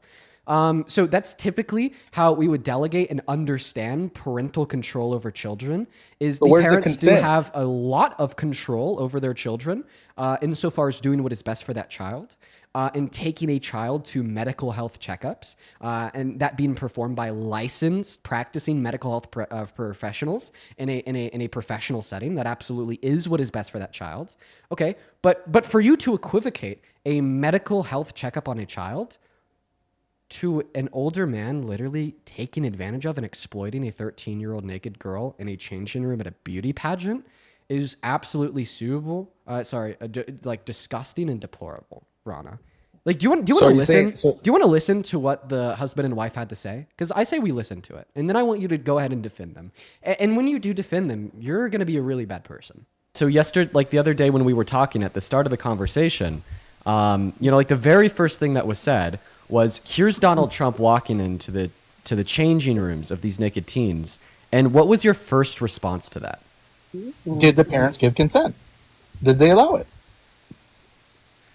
Goatman, precisely. I don't think that a parent can allow for their underage teen to be perved on. You don't think, or that's the law? There's a difference. There's a wife. You don't think, or it's a law? In response to me saying, I don't think parents can allow for their naked underage teenagers to be perved on. That's exactly what I said. Her response was to deny it. What's the law? Wait, are you? So no, that's actually not the law. It is. What is the law, Dean? What is the age of consent? What is the law? We're talking about teenagers under 18 here. Right, and they don't have the legal authority to make that consent. So whose responsibility is it then? Who is it? Is it God? It's not God. Who is it? So the child can't consent to sex, and the parent can't consent to the child having sex. So where does the consent fall? And now she's defending her possessing custodial rights, consent, and permission on behalf of the children to have the child be sexually exploited, even in the context of engaging in sex with an older adult. Because nobody. When you go to the doctor's office, when kids go on field trips, who's signing the papers?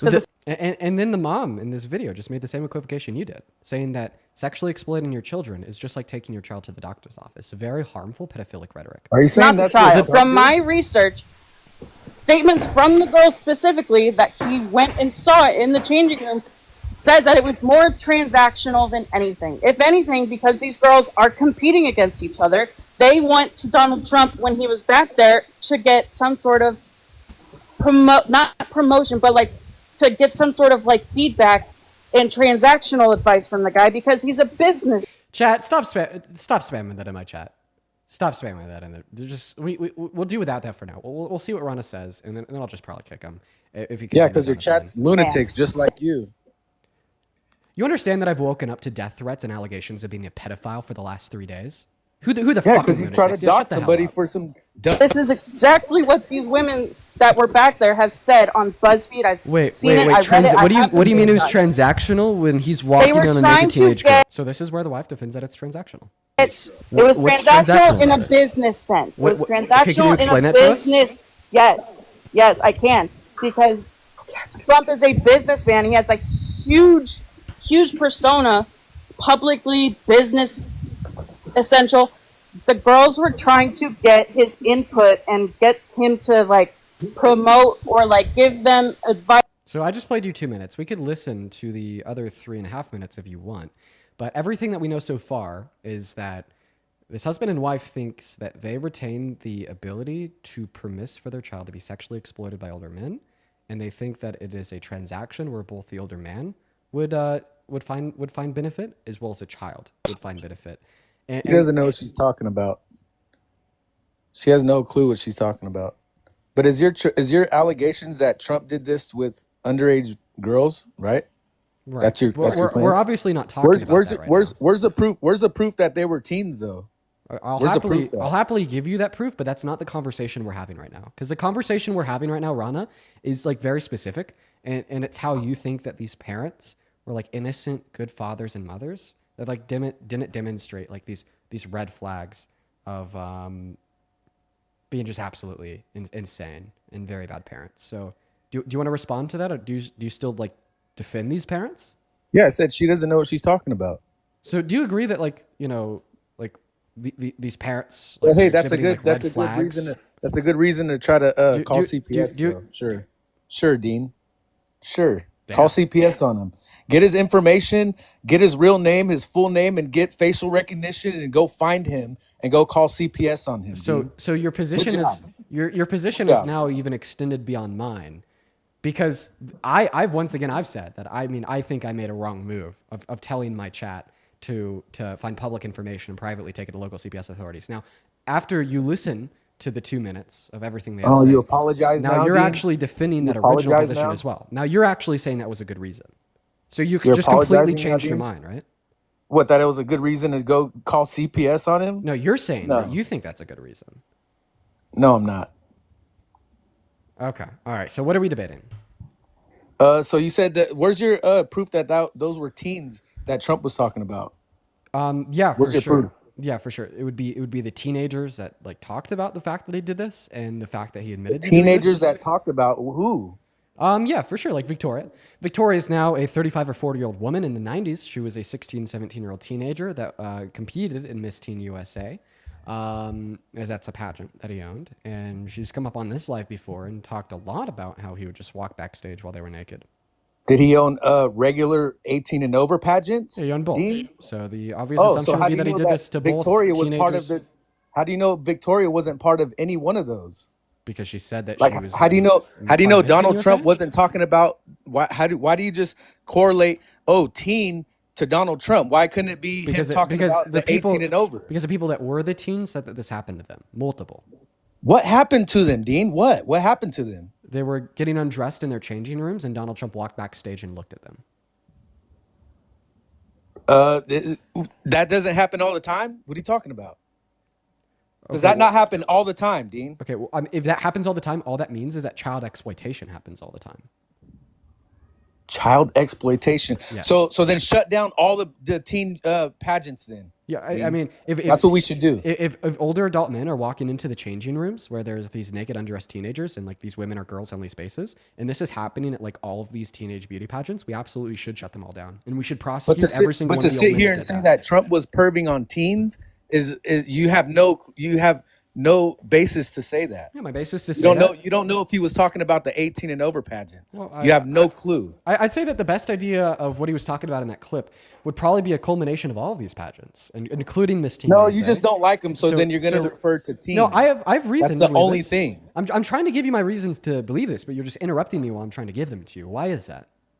Do you not want to be proven wrong? Because you're just a lunatic. Right. So you would rather just falsely label me as a lunatic instead of giving me an You are a opportunity to give lunatic. you the proof. Because you just want to live in this bubble of an Dean, echo chamber Dean. where you're just having all of your biases reaffirmed 24/7, and you think whatever beliefs you find to be the case just get to draw reality to whatever you want reality to be. Okay? And even if I possess evidence that your version of reality, your dictation and your beliefs here are wrong, Okay, because we've had like multiple of the contestants at Miss Teen USA that were 15, 16, and 17 talk about how Donald Trump would walk backstage, and Donald Trump's own admission of walking backstage and looking at the naked women and girls on the Howard Stern show.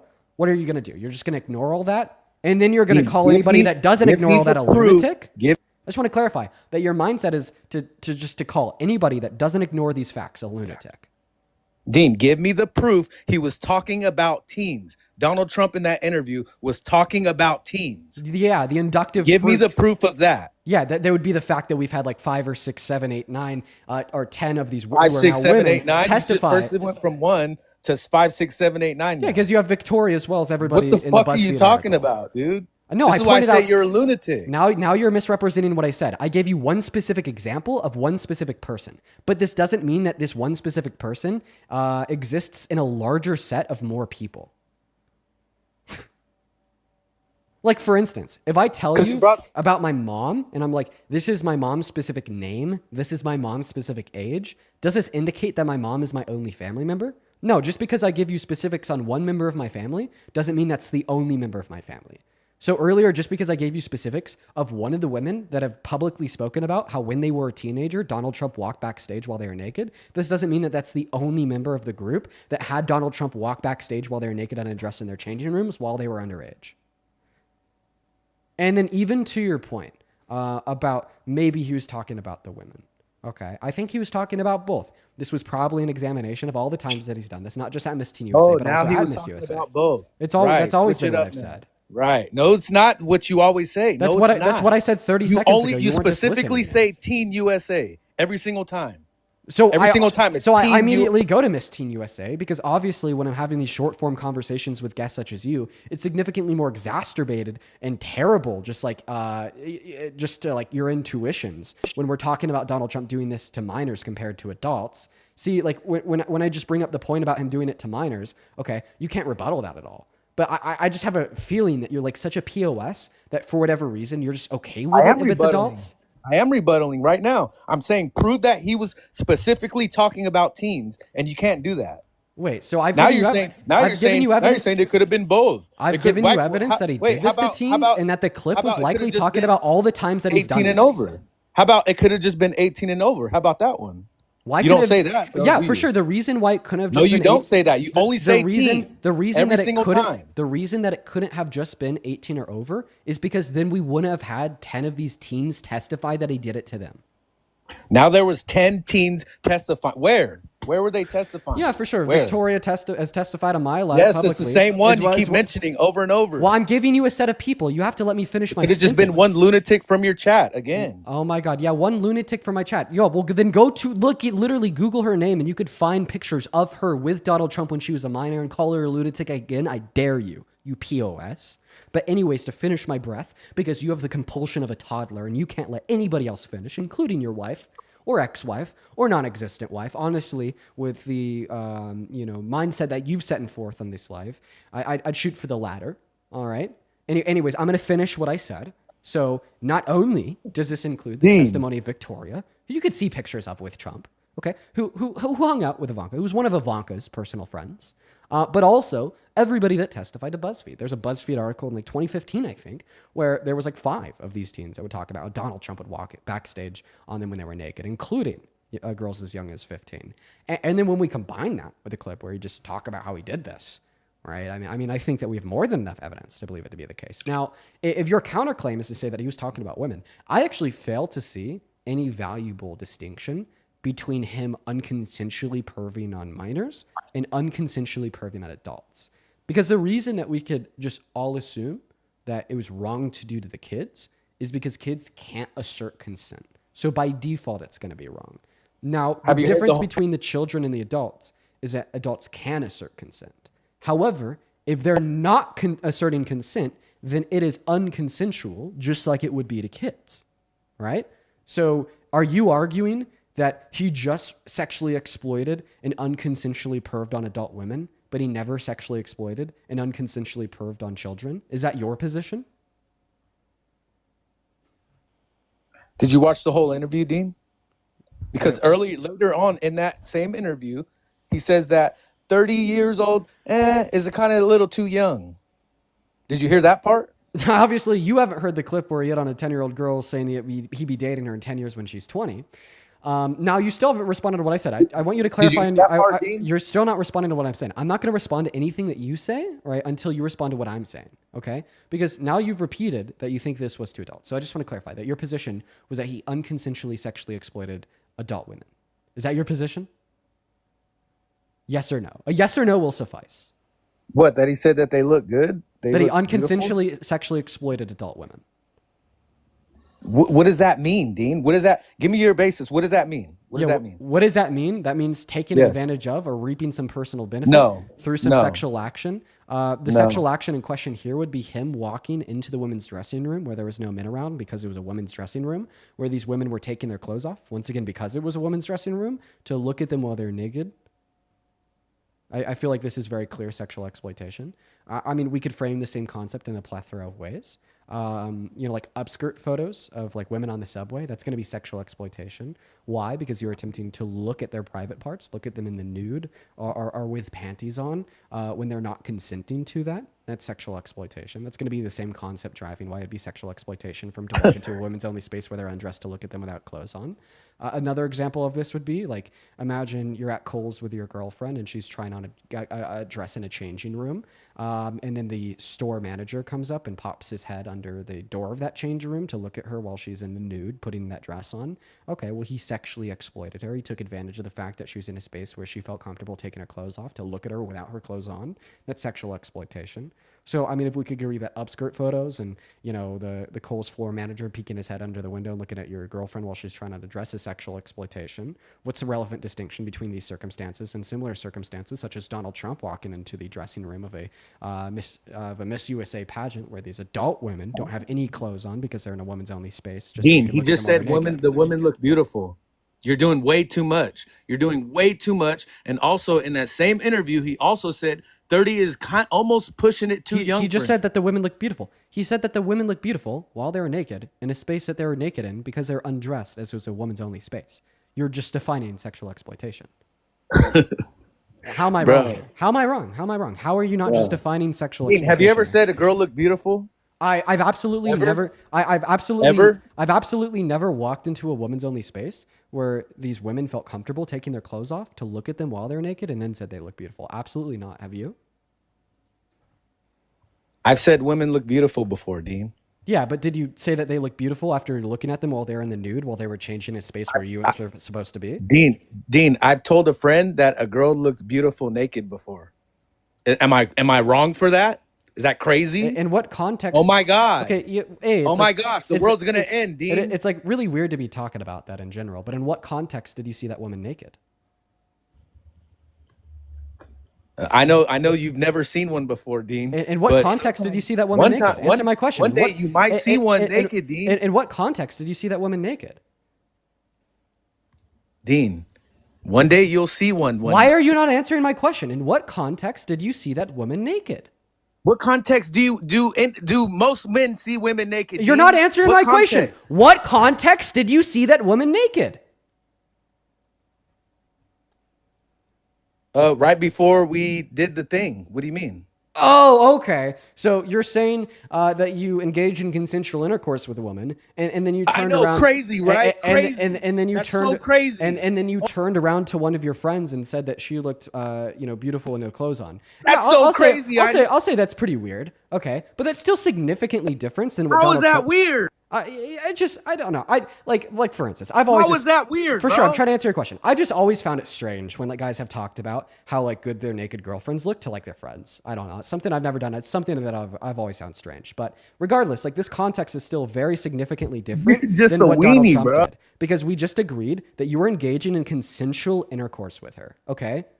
All right. But Donald Trump was not engaging in a consensual action of seeing these women naked because he walked backstage into their dressing rooms when they weren't consenting. Why do I have to explain this to you? I'm so sorry, Rana. I feel like a 5-year-old. What if they were in a bathing suit? Is that okay to say that they look? Dude, holy shit. Answer my question. And your account got banned. Your account got banned. Oh my God, Rana. Damn, bro. Your account's gone. Your account's gone. I gotta kick you now because your account's gone. We're gonna move on to the next guest. Everyone, just give us a minute. I guess TikTok just banned him. Everyone, we're just gonna move on to the next guest. We got Tony loading up, and guys, did I sound crazy there? Did I sound like crazy there at all? Like I'm like losing my mind talking to these people. Like did I sound insane there? No. Like my question is like where are these people coming from? Like seriously, where the fuck are these people coming from? I feel like absolutely everything I just described there is going to be like very commonsensical. Like obviously there's a difference between consensually seeing a woman naked and unconsensually seeing a woman naked. Yeah, there's a difference. Whoa, there's a difference, right, Tony? Tony, how old are you? Yeah. I'm doing good. How are you? How old are you? Oh, how old am I? Yeah. 18. You're under 18. I could tell. I'm happy that you think that there's a difference between that. I'm happy that you know that, Tony. You was a minor or more mature than that last grown ass adult we had on the stream. Good for you, bro. But we got to kick you. We're going to move on to the next guest. Everyone just give us a moment. Make sure if you're in that queue, that means that you support Trump. Everybody, we were just looking to talk to MAGA. Jarvis, thank you so much for the $15 over on PayPal saying, hey, Dean, I'm currently in the hospital trying to catch up as much as I can. Well, I'm happy that you're here with us. Thank you so much for the love, Jarvis. Everybody, show some love to Jarvis down below in that comment section. As well as Amani, thank you for the $15 as well. Thank you so much for the love, Amani. Saying, sorry, I guess doxed you. Now everybody knows your name. Fuck, Amani, I just doxed you because I just said your name too. Shit, I'm so sorry for doxing you, Amani. Thank you for the $15. Show some extra special love to Amani down below in that chat. As well as Elena, thank you so much for the $15. Oh, sorry, for the $75 over on PayPal. Elena, that is so incredibly kind of you. Thank you so much for the love, Elena, with these $75. I want to see 750 Elena W's. That is ELENA down below in that chat right now. Now, we're going to go to read out Elena's message here. Elena says, only parents doing wrong would be offended by having CPS called on them. If they're doing no harm, the caseworker would put the case as unfounded accusations and dismiss it. You did nothing wrong in my books. Well, I appreciate you for sharing your perspective there. I mean, like, obviously, I think if there's like a couple that has CPS called on them and that couple just seriously isn't doing anything wrong, like, I don't know. I could understand why they'd be upset about that. But like, obviously, in this circumstance, like maybe your opinion would shift there. But I appreciate you for the $75, Elena. Please show some love to Elena down below in that comment section. As well as Ryan, thank you for the $5 over on PayPal saying this guest Rana Beats resorts to insults when he can't debate. Yeah, man, that guy's terrible. I can't even believe that there's real people like him. Thank you for the love though. As well as Olivia, thank you for the $10 over on Venmo saying, love you, man. You definitely helped me solidify my beliefs when I was unsure of where I stood. Just got hired for the first time. Super happy. Now I'm happier than ever getting to listen to your debates. Appreciate you for that love, Olivia. As well as Danny, DANIE, with the $15 saying Olympic level mental gymnastics. That's all they're about, bro. But don't worry, we defeat it. Thank you for the $15, Danny. And then Melanie, thank you for the $20. And Rachel, thank you for the $20. I appreciate both of you guys. Thank you so much, Melanie, for the $20 saying, the most patient man on earth. I appreciate you. I appreciate you for that love. And then Rachel once again for the $20. Thank you. We are all cut up at this point. Everybody, thank you so much for the love over on Venmo and PayPal. If you are watching and you want to support me, you could find my Venmo and my PayPal in the link tree in my bio. I get 100% of the proceeds over on those platforms compared to around 30% on TikTok and YouTube Super Chat. And if you're one of the 4,000 people watching on YouTube, you could also support me on those same services, Venmo and PayPal, either through the link in the description of the video or through the pinned message. I appreciate you guys for the love. Lindsay, welcome in. Are you MAGA? Do you support Trump? No. Lindsay says no. Somebody in the chat says, lol, did I send my Venmo to the wrong Dean? Yeah, there's about like 1 billion like scalper fake Dean Venmo accounts and so on. If you want to find the real ones, just use the link in my link tree. That's a way to make sure that you're always finding the real ones. What's up, how old are you? Hi, how are you? Doing all right. Age, please? I'm 33. 33. Do you support Trump? I'm kind of half and half.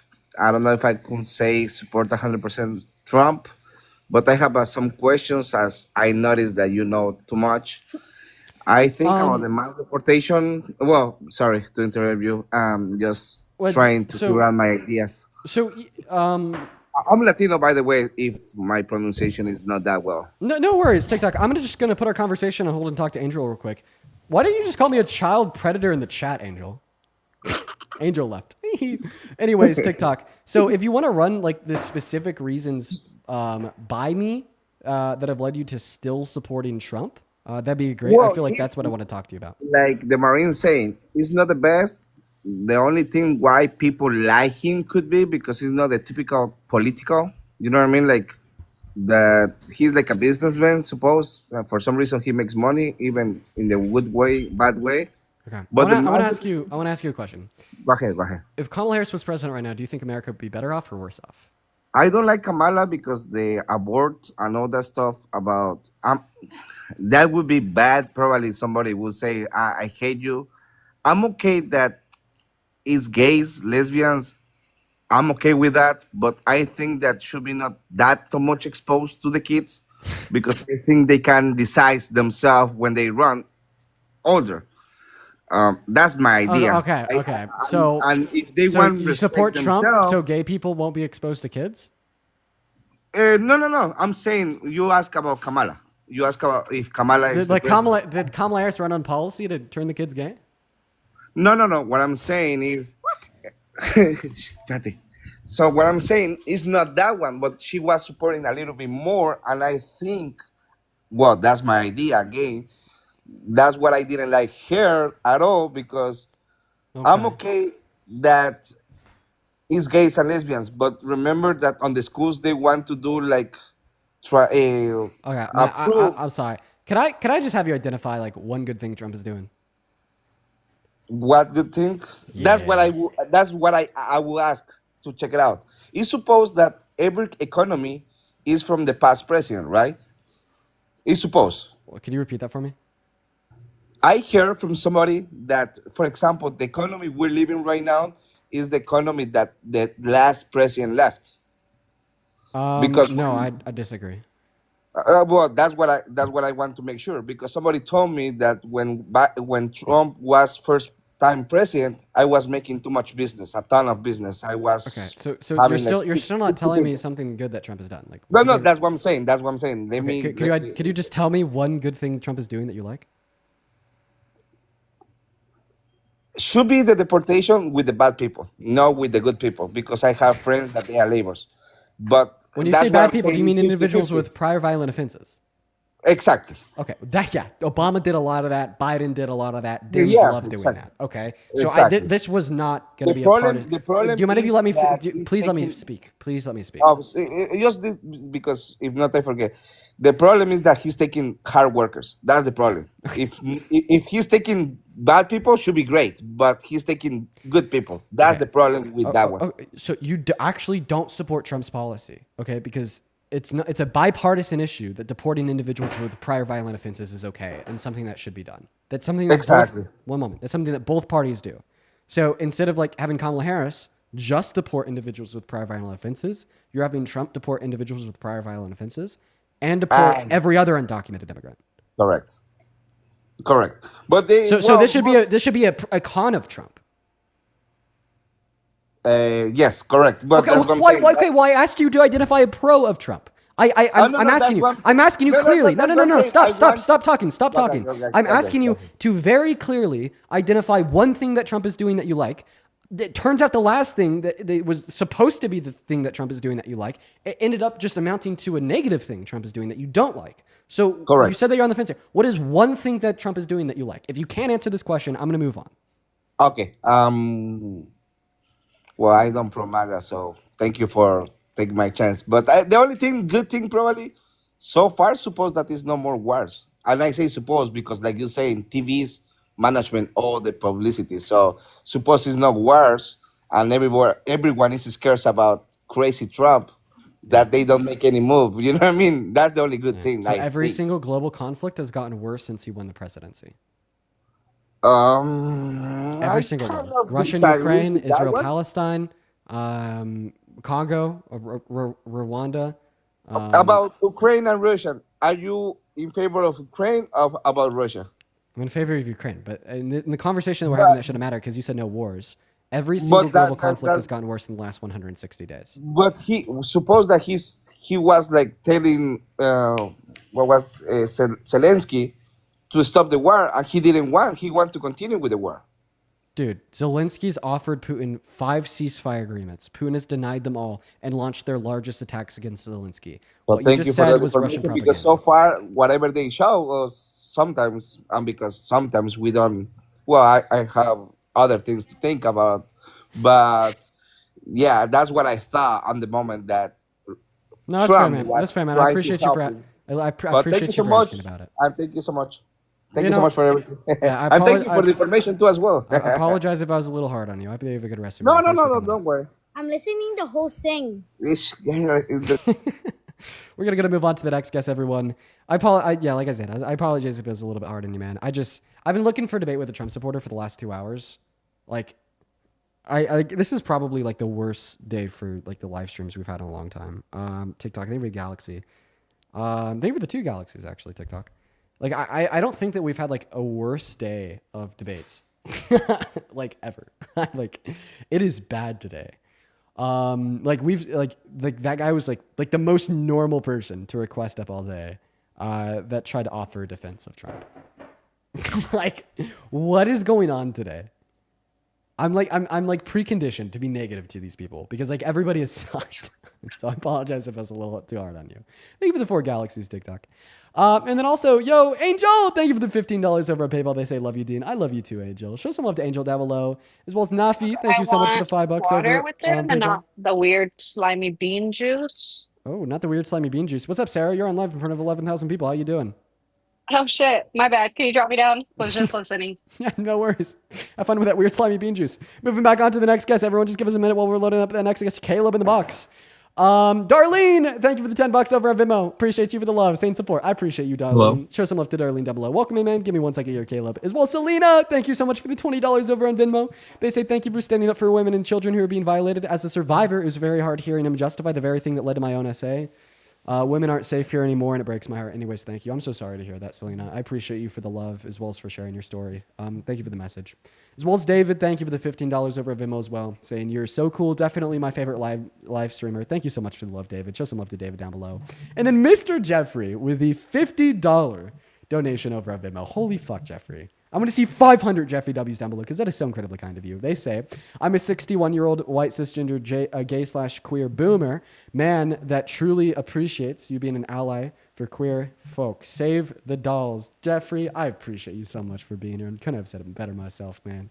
We love you, bro. We love you, dude. Show some love to Jeffrey down below in that chat. And then one last time, Silent. Thank you so much for the $50 donation over on PayPal. Let's get 50 silent W's down below. They say, I'm 20. I just wanted to say I love everything you do and everything you go and stand for. You're somebody I look up to so much since I found out about you. Keep on being an amazing man. Worth it all. Thank you for the love, Silent. Show some love to Silent and Jeffrey down below in that comment section. While we're hopping into this next debate here, Mr. Caleb, how old are you? I'm 20. And I'm going to be 100%. Oh, do you support Trump? I do. I'm going to be 100% honest. I'm not like as knowledgeable as like most like debaters, but I just want to get the other perspective and kind of give my input. That's great, Caleb. Have you been up here before? I feel like I remember you. Oh, no, I honestly just requested. This is my first time joining your live. Surprised I got in that fast. Yeah, no worries, man. All right, take it away. Why do you support Trump? See, I don't think he's necessarily the greatest president or anything, but I think between him and Kamala, I just think he is a better option. So that's who I voted for. Okay, yeah. Why do you think America would be worse off today if Kamala Harris was elected? So I think the problem with Kamala is she didn't really go into her policy. Call her Harris. Harris? Okay. Yeah, or Kamala. Go ahead. So Harris, her whole campaign was more about like love and like kindness, and I would really wish that she just went into more of her like policies, because it was very hard to like know any of her policies like unless you really did a lot of research, and I just think that most Americans didn't really do as much research as they needed. Hey Caleb. Yeah. You're 16. It says so on your most recent TikTok. But I appreciate you for coming up here and being respectful. Something I realize is that the younger you are, the more respectful you are in this life. It doesn't make sense to me. We've seen that a lot. So I do have to remove you. Yeah, he's 16. We're gonna move on to the next guest. You know, we got to make sure that everyone up here is at least 18 years old. But I swear to God, like the younger people are more mature than the adults. What's going on? Yeah, he like prefaced it with saying that he's not that knowledgeable in these things. What's going on, Janelle? Do you support Trump? Oh wait, hold on. I'm pissing. Drop me. Moving on to the next guest. Everyone just give us a minute here. Let's go to get that next guest directed by Adrian up in the live. Y'all make sure they were double tapping on that phone screen over on TikTok. Then once again, if you want to support me, you can find my Venmo, my PayPal, and the link tree in my bio. Y'all get 100% of the proceeds on those platforms, and you get a notification at the top of this phone screen where I can see your name and any and all the chat's messages. We're going to try to get that next guest up in the box right now, everybody. We got Olivia loading in. We got Adrian loaded in. We got all the Trump supporters loaded in. Loaded in. They're all loading in, everybody. What's going on? Do you support Trump, Olivia? Oh my god. I did not mean to click it. Don't worry, Olivia. Don't worry. It happens. Moving on to the next guest, Carter. Everyone just do be patient. Okay. All right. Who's next? All right. Yo, Turtle Island Forever says in the chat, is this what digital panhandling looks like? Jeez, man. Hop up here, Turtle Island. I'm Hello. in chat. Hey, what's up, man? Aldi? I could hear you. You just said hello. Hi. I'm 34. Okay, you just said in the chat, How old is are this you? what... None of your business. Yeah, Mike's a little loud. I'm 20. You said in the chat that this is digital panhandling. Okay, why is it... Say what? You said in the chat that this is digital panhandling. Why is it digital panhandling for me just to want people to be smarter? Oh, thank you for the $20. Thank you for the $75. You're like a street panhandler, but online, bro. Dude, of That's how course you make your living. Why don't you go to work? Oh, this is work. This is a job. And of course I'm You're going to just thank an people when they entitled donate. white privileged kid. I'm so... Do you You're- think I'm it's such a entitled to scam, any of these bro. donations? Oh man, let's step outside your house to see what it looks like. Why would I show you Yeah, my buddy. house? When's the last time you had a job? Right I don't now. actually want to see your house, but I'm working right What's- now. what I'm saying is that This is a job. Define job. you actually have no clue what you're talking about. You got your ass handed to you by Kirk, bro. And I'm not a fan. What did I debate him What? on? Define job. Whoa. You got some crazy MAGA mobile. I asked that one like 30 seconds ago. Oh, when you tried to debate, I'm sorry. What is... This guy's like airy. Yeah, out man, now. it's a delay. I'm in the middle of nowhere. John, thank you for the $20 over on PayPal. I appreciate you for the love, John. John says, keep being awesome and destroying these MAGA cultists. I really appreciate you for that love. Let's get 200 John W's down below for the job, as well as a very kind compliment. Thank you so much, Mr. John.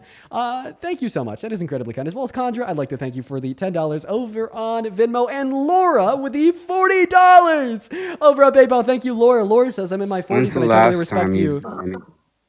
And teaching. You know, I was Yes. arrested about a week ago. Thank you. Nobody asked. Thank you so much, John, Laura, and Kanja for the love on Venmo and PayPal, as well as Amber with the $7 over on Venmo as well, saying another hour of minimum wage in my state from the DNC. Love you, dude. $7.25 is insane. Are you like in Georgia? I feel like, yeah, that's crazy. Thank you for the love. Anyways, yeah, man, go ahead and define job, Turtle. What's a job mean in Latin? Job? Oh, so would a person that stands on... The delay's bad. Okay, just tell us what a job is. Okay, bud. So you don't have a job. You sit in your mom and daddy's house and have a podcast, and you consider that work? Okay, so I asked you to define job, then you just straight up didn't define job. You just told me that I sit at my mommy and daddy's house and do a podcast. Well, I'm going to re-ask you to define job, but while I'm doing that, it's also worth pointing out I'm not sitting in my mommy's and daddy's house. I'm sitting in a 2-bedroom condo that I fucking pay for. So wait, let's get our facts straight there, buddy. But go ahead, define job. From panhandling. From panhandling online. From panhandling online.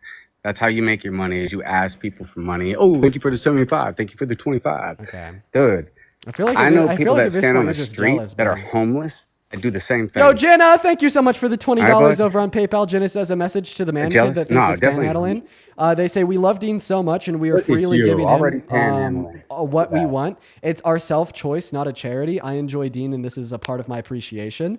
Thank you so much for the love, Jenna. I know, this guy's just obviously very jealous. Usually when you donate money, that is charity. So define charity. Yeah, charity would be a 501c3 or an untaxable organization, which takes those... Define charity, Dean. Buddy. A charity would be like a nonprofit, 501c3 or 501c2, that would take all the revenue generated, either put it towards the expenditure on running the charity, and then take those funds and put it towards a charitable cause. I don't know how the IRS defines charitable cause. I think it's a pretty vague term, but it's generally Right, just going and that's to not what the humanitarian comeback things tour and was help about. others. What was the comeback tour about? Fuck America tour? That whole little shit you were doing, the Fuck America tour that didn't last because you guys were just scamming motherfuckers, trying to travel around Charlie Kirk, following like little puppets. Vex, thank you so much for the $20 over on Venmo. I appreciate you for the $20 over on Venmo for the job. Destiny with the $5 saying Dean deserves my money. Thank you. Savannah with the $5 for the job as well. Guys, thank you so much for the love over on Venmo. Yo, can we get some W's from you for all these donations, Mr. Guest, Turtle Island? Can you show some love to the donors? Do you know what Turtle Island is? Do you know what Turtle Island is, Mr. Dean? I'm not gonna be willing to answer any of your questions until after you show some love to our donors.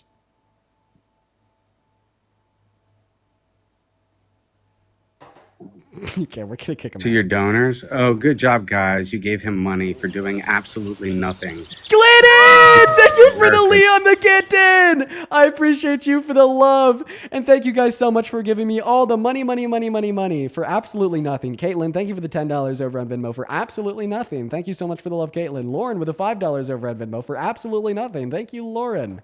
And then Ren with the $10 over at Venmo. Once again, for absolutely nothing. Thank you so much, Ren. Nicholas with the $25 over on Venmo. Money for the job. Appreciate you so much for the love. You guys are fantastic. I appreciate everyone so much for the love. Now, I did kick that guess because I'm hearing that we need to react to a clip of something Donald Trump just said. Maya, thank you for the $5 over on PayPal. Apparently, he said that we need to bomb Moscow. Dude. Trump bomb Moscow, CNN. Let's see. Okay, this came out yesterday. Let's listen to it together. Here, audio clip is saying that he threatened to bomb Moscow and Beijing. Oh shit. Let's listen. So Putin said, if you go in to Ukraine, we'll bomb Moscow. I'm telling you, I have no choice. Newly unveiled audio from 2024 fundraiser reveals Trump claimed to threaten to bomb the shit out of Moscow if Putin invaded Ukraine. Wait, I thought that we already knew this. This isn't new news. I swear that we already knew this. Like last time he was president. Like I thought that we already like knew that he was had threatened to bomb Moscow. That's old news, right? I don't know like why this is being reran. I don't know why this is being reran. Like, yeah, this is like a new news story, like posted yesterday on CNN and New York Times. Yeah, we already knew that one. Let's go and get that next guest up in here. Everybody just do be patient while we're working on getting the next Trump supporter loaded into the live. Let's go to see what the next guest has to say. Jessica, thank you for the $5 over on PayPal. Saying panhandling, little envy is one hell of a drug. Couldn't say it better myself. Appreciate you for that love. Make sure that we're double tapping on that phone screen and go to put a mag with your age down below in that chat. We'll get you pulled up here.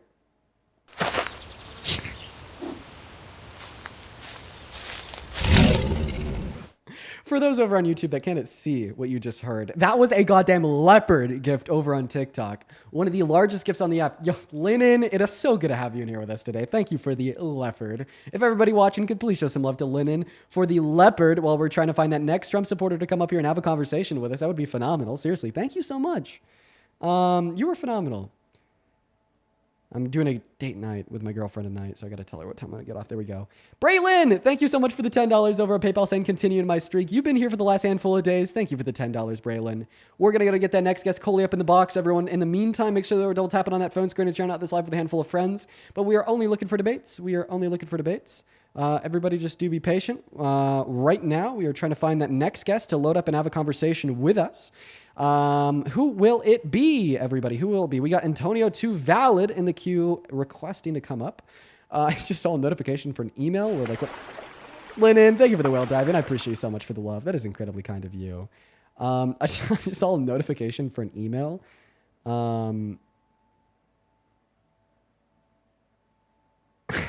Where my manager was emailing somebody back saying, hi name, do not do that. I wonder what they're talking about. I'll have to check in on that later. All right, we're going to get that next guest up in the box. Here we go, y'all. What's going on? You support Trump, right? Yes, sir. How you doing, dude? I'm doing all right. You've been up here before, right?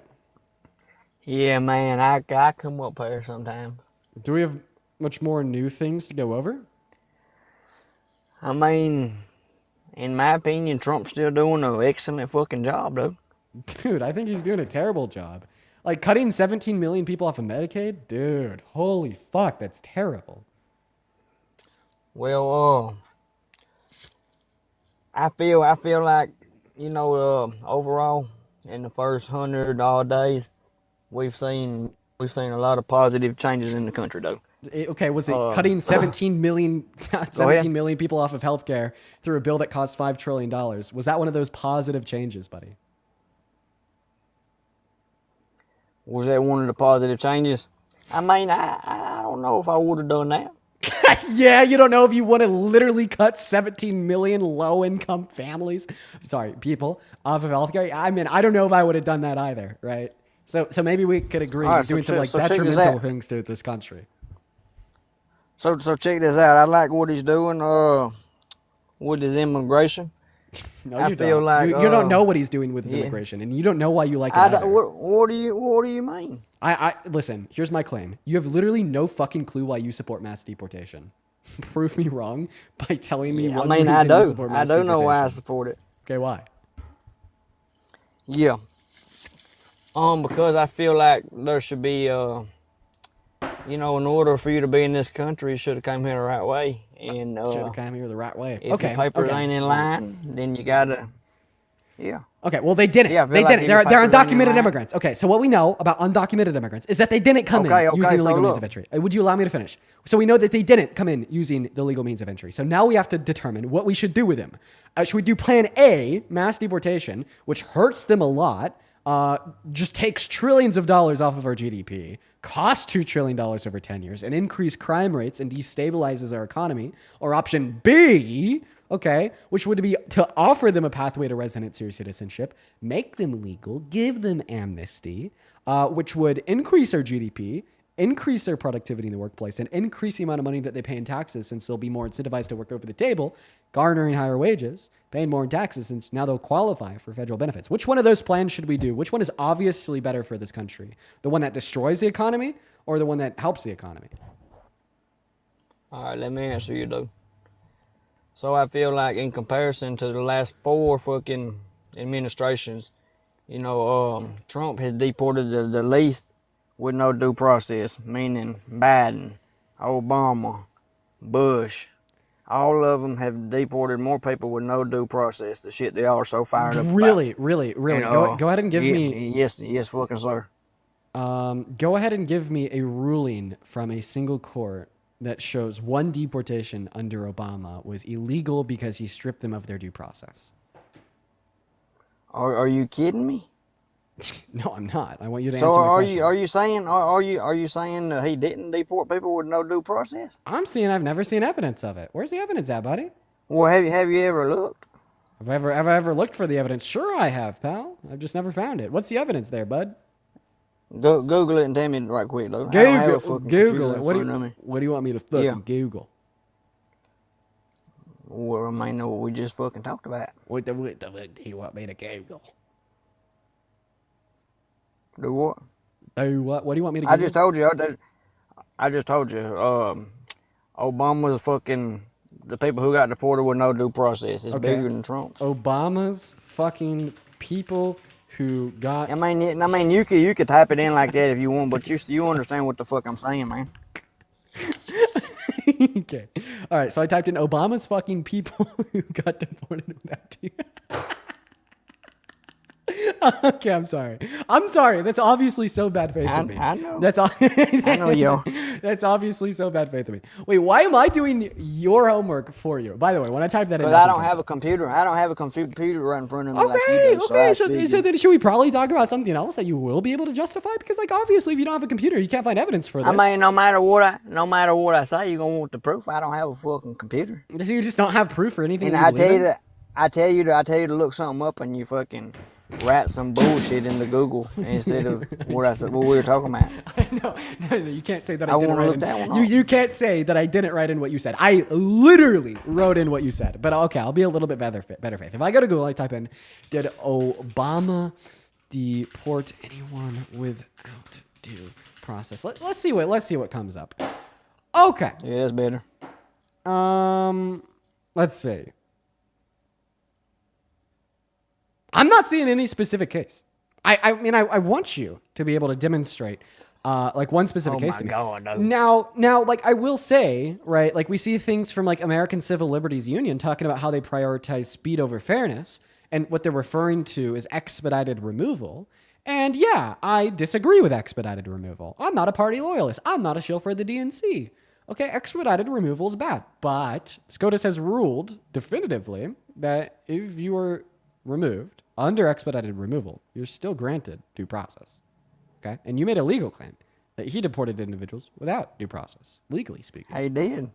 He certainly did. Okay, all right. Just sounds like another claim with no evidence. I'll happily wait for you to give All me right, that evidence. so- I mean, hell, you're gonna be waiting for a minute. Like I say, I don't have a computer right now, but we can go on to the next thing.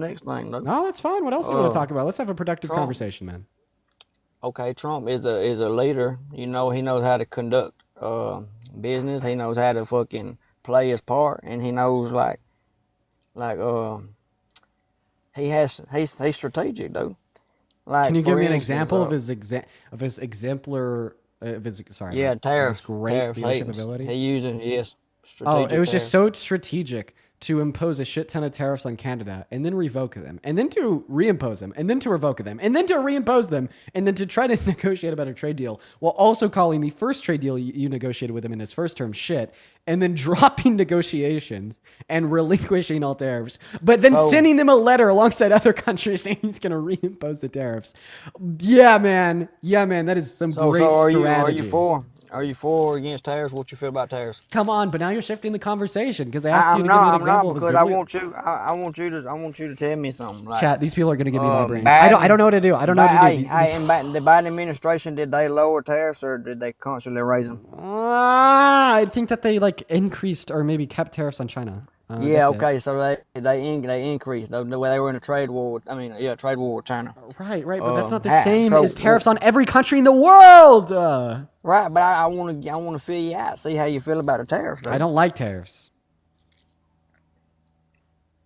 Why? because they make poor people disproportionately pay more for the things they need to live. They cause inflation.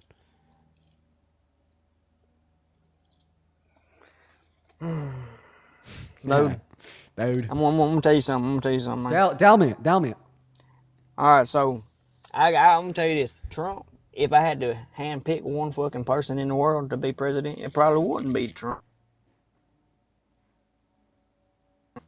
But what the options we was given, dude? All right, I'm gonna kick you now. Goodbye. What do I do to find like a person just to have a normal conversation with? Like we're at like 2.5 hours now. We're like this is bad. Like we're just looking for Trump supporters. If you're in that queue, make sure that means that you're a Trump supporter. Like this is bad, dude. These people are oh jeez, dude. We're gonna move on to the next guest. Braylon, Bjorn, thank you for the $12 over on PayPal. If I'm mispronouncing your name, I apologize. It's like Bjorn. I'm sure that there's a correct pronunciation. That's not it. And I do apologize for that. But thank you for the $12. They say, restraining yourself while having to have productive conversations with MAGA's hard emotional labor. Dude, I've aged like 10 years in 3 months. Bjorn. Okay, that's how you pronounce it. Bjorn. See, I knew I was mispronouncing it. Bjorn. Thank you so much for the love, Bjorn. As well as John with the $20 on Venmo saying job land where jobs grow and job ease. I have no clue what you were saying. If I had a guess, you're just mocking that last guest. Thank you for the $20. Very kind. Thank you so much for the love. Let's go to move on to the next guest, Jack Scott, right now, y'all. Lola, thank you for the $10 over on Venmo. Lola says, hey, Dean, thank you so much for being a great advocate for all people. You truly are an inspiration to me, and you and Parker both inspired me to study political science in college. That's awesome. Enjoy studying poli-sci. When I took a poli-sci class, I hated it. So good on you for being able to do something that I can't. Wendy with the $10 saying, hi, Dean. Thank you so much for speaking up about the important things. Appreciate you for that love, Wendy. We love you here. As well as Melody with a 5, Sari with a 5, Kelsey with a 2, Nicholas with a 5 as well. You guys are awesome. Yo, What's up, man? How old are you? I'm 18, Okay. What year were you born in? 07. Okay. All right. And why do you support Trump? I'm not a Trump supporter. I just can't believe you doxed an innocent father. See ya, buddy. Don't leave yet. Don't leave, buddy. Thank you for not leaving yet, Jack. And there Jack goes. He's left and he's ran away. He's left and he's ran away. He's begging Jack to stay on the live, and it just didn't work. I did neither of those things. Jack. I'd love to talk to you about it, but you kind of seem like a little bit of a coward to me. Everybody in the chat is, honing in on his claim that he was innocent. I'd like to hone in on both. You cannot give a cogent definition of doxing. Hello. That would apply to what I did. What's that, BG? Hello? Do you support Trump? No, I just want to say that I think what you're doing. I'm sorry, man. I bet that you were about to say something incredibly kind, and I really do appreciate you for that. Unfortunately, we are just looking for Trump supporters now. I always feel really bad kicking out people like you do. Just know that I love you, and know that that's a great thing. Thank you for your kindness. What is going on, Emmanuel? Do you support Trump? Yes, I do. How old are you? 18. 18. What year were you born in? 2007. 2007. Okay. So why do you support Trump? I support Trump because big toes. Okay, goodbye. Lisa, what's up? Do you support Trump? No, I'm Australian, but thanks for letting me up. Bye, Lisa. Moving on. Here we go, everybody. Let's go to see what the next guest has to say. Follow the rules, y'all. Dude, there's straight up a leftist in the queue. What is this guy doing? I gotta bring this guy up. This guy's been in the queue all day, and he's in my streams frequently. David, there's no way that you don't know the rules. Why are you in the queue? Dean, I'm from Congo, please. Can I say something, please? You're from Congo? Quick speech. Yeah, I am, yeah. Democratic Republic of Congo. Dang, yeah, bro. Feel free. I want to hear from you. I have really bad social anxiety, so I'm just gonna have to try and lower my heart rate real quick before. I want to hear about the Congo. Okay. Tell me about the deal that Trump had brokered, and how that's affected Congolese individuals, and how M23 is still genociding Congolese individuals, and they're funded by Rwanda. Alright, so I've actually put this in this sort of speech because I have social anxiety, so I can't usually lose my train of thought, so I'll just read it. What I've said. So it says, I'm from the Democratic Republic of Congo, a country now that is being torn apart by a violent group called M23. I live in the UK, but I'm scared. Not for myself, for my family back home. I don't speak the local languages, Swahili, Lingala, Shaluba, but my dad does. When I visit, my family tells me stories I'll never forget. Before I go on, I want to say this. I don't mean to insult anyone here. You're all probably far smarter than me. I'm just trying to share what I've seen and heard, and I hope you all will all hear it too. Recently, Congo made a deal with Washington with Rwanda, but the deal has changed almost nothing. In fact, we had to give up most of our minerals just for a trade deal, minerals that your country benefits from. I have family across Congo, from Kinshasa to Goma, and when I visit, I hear stories I will never forget. People dragged from their homes at night, families hacked apart with machetes. One of my relatives in your family of 4 that were slaughtered at nighttime, their limbs amputated. This is not a war. This is a nightmare. This is a fucking genocide. And when I saw the fear in my dad's eyes when telling the story, when I heard his voice shaking, I realized how dark this world really is. I spoke to my family in Congo a few days ago. They told me Rwanda forces are still occupying eastern Congo. Here's the part people don't talk about. Over 70% of the world's cobalt, the stuff in your phone and electric cars, come from my country. Congo is estimated to hold 20 trillion in untapped mineral wealth. If we had access to all of this wealth, we would be the second richest country just below the United States. But we can't use it because of neocolonialism, because our people are being killed for it. Our people are being fucking slaughtered. It's not new. Congo has suffered this way since King Leopold II, when millions of us were enslaved and slaughtered. It's still happening. Only now the world looks away. I support Palestine because I believe in justice, but Congo is being silenced. This genocide is going underground. So I have to ask, when will it stop? When will my people stop being killed? I'm only in my first year in university. All of your fan base are probably far educated than I am, but they have not seen what I saw in my dad's eyes. They have not seen the shakiness in my dad's voice when he had to tell me these stories of his family. They've not heard the pain in my family's voice. This is why I'm speaking now. Dean, I am asking you with your fan base, please make a video about Congo. This is a genocide. This is not just a war. How about I do you one better? So I've been working out the specifics with Athena. I'm sure you know who she is. I do. I was in her live.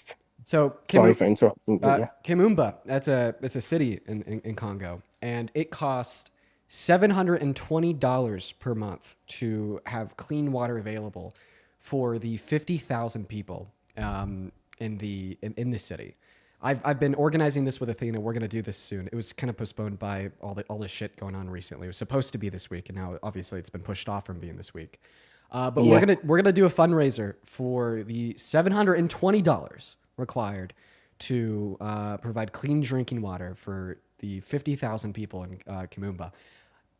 I think that we'll be able to raise that in like literally 5 minutes. Like, think about it, guys. $720 with like 15,000 live viewers. We could raise that in 5 minutes. In 5 minutes, we could provide clean drinking water for 50,000 people for 30 days. Now, we're not doing that right now. So nobody go start spamming and flooding my Venmos and my PayPals. Don't do that. We're not doing that right now because I want it to be structured in such a way where we know how much is being raised. We know when the goal is hit. And we know that it's going to be going to the right people. And that'll be a little bit more of a structured fundraiser. We could expect that next week. And, you know, a few months ago, me and Parker and a handful of other people did a fundraiser for a handful of containers of things that individuals that have experienced the genocide in the Congo need to live. And yeah, we'll be doing that again really soon. David, I appreciate you so much for joining me, man. What's going on in the Congo is like seriously insane. It is so fucking deplorable. And then like, yeah, you were spot on with what you said about the deal that Trump signed. It just gave Washington more mineral rights over the Congo. Yes. And it didn't change anything because the Rwandan troops, for the most part, aren't the people that are committing the genocide on the Congolese. That's M23. And who's funding M23? Rwanda. So although they might have pulled back 100%. some of their troops, they're still funding the militants of an M23 gang. And then you also have troops from Uganda that are in Congo as well that are also being funded by Rwanda. It's insane. David, appreciate you for coming up. Maybe I'd love for you to come up on my live. I'm going to drop you a follow. I don't know what account I dropped you a follow on. I'm sure you'll see it in your inbox about that fundraiser. Maybe you could join it for a second or two and share some more of the experiences of your family members. Stay safe, man. I hope that your family stays safe as well. And thank you so much for your time. Dean, have a fantastic rest of your day. I love you, man. Take care. Bye. Somebody in my chat on YouTube says they need awareness for what's going on, not just the same charity stuff. Okay, well, the same charity stuff on live in front of 15,000 people drives awareness, but also drives like immediate material change. Like you're not going to sit here and act like $720 to give clean drinking water to 50,000 people for 30 days isn't a good thing. Like isn't a good thing for us to do. You know what I mean? Both are incredibly required. And like now, it's been a handful of months since we did our fundraiser for the, let's see here, the cargo shipments that gave a bunch of supplies to innocent Congolese individuals that are being affected by the genocide. And now I've even seen pictures and videos of all of the supplies and necessary things being taken out of these cargo containers that me, Parker, and every single one of y'all on that live helped pay for to materially benefit the innocent Congolese individuals. I've seen the pictures, the videos, so it's very meaningful. It's very impactful. and that's a very, very good cause. But let's go to move on to the next guest. You guys will be hearing a little bit more. Somebody in the chat says, thanks, white savior. Dude, you suck. You absolutely suck. Yeah, man. Don't even get me started on that. Talking about raising $700 for clean drinking water for 50,000 people. Automatically a bad thing. White savior, never do it. I swear to God. Like, I want to, you know what? And they're like a leftist. How about you come up here? No. Before we move on to the next guest, Nour, N-O-U-R, come up here. Come up here. Come up here. Join my live. Explain the view. Explain the view. Stop chirping in the comment section. Explain the view. Dude, oh, now somebody else is saying you think you're a hero. Bro, yeah, guys. I think, yeah, dude, what are we doing here? Are these people just like insane? like, you have to be like, that's crazy. I don't know. Welcome in, dirtbag. Do you support Trump? I have no idea how I got on here. Okay, bye. Moving on to the next guest. We're gonna move on. Oh, Jack Savior. Oh, Jack is back. You're the man that said I doxed an innocent dad, right? Yo, what's good? I have a question. How's it going? Do innocent fathers advocate for parents to have the right to sexually exploit their children? Yeah, so that's my bad on that. On that front, I saw TikTok. You watched the video? I was very misinformed. Hey, man. I'd like to. Appreciate you for admitting that, man. We're going to move on to the next guest. Appreciate you for admitting that, man. That's why I made the video, Jake. That's why I made the video, okay? You fell victim to the propaganda, all right? And I mean, it'd be hard not to. You don't know much about me. You don't watch my content. And you see like 5 posts on your For You page, all with like 50K likes saying that Dean doxed an innocent dad. Okay. I understand that you believe that. I understand. That's why I made the video, Jack. Appreciate you for admitting that. Have a good rest of your day, bro. Let's go ahead and see what the next guest has to say, everybody. We're going to get that next Trump supporter up here.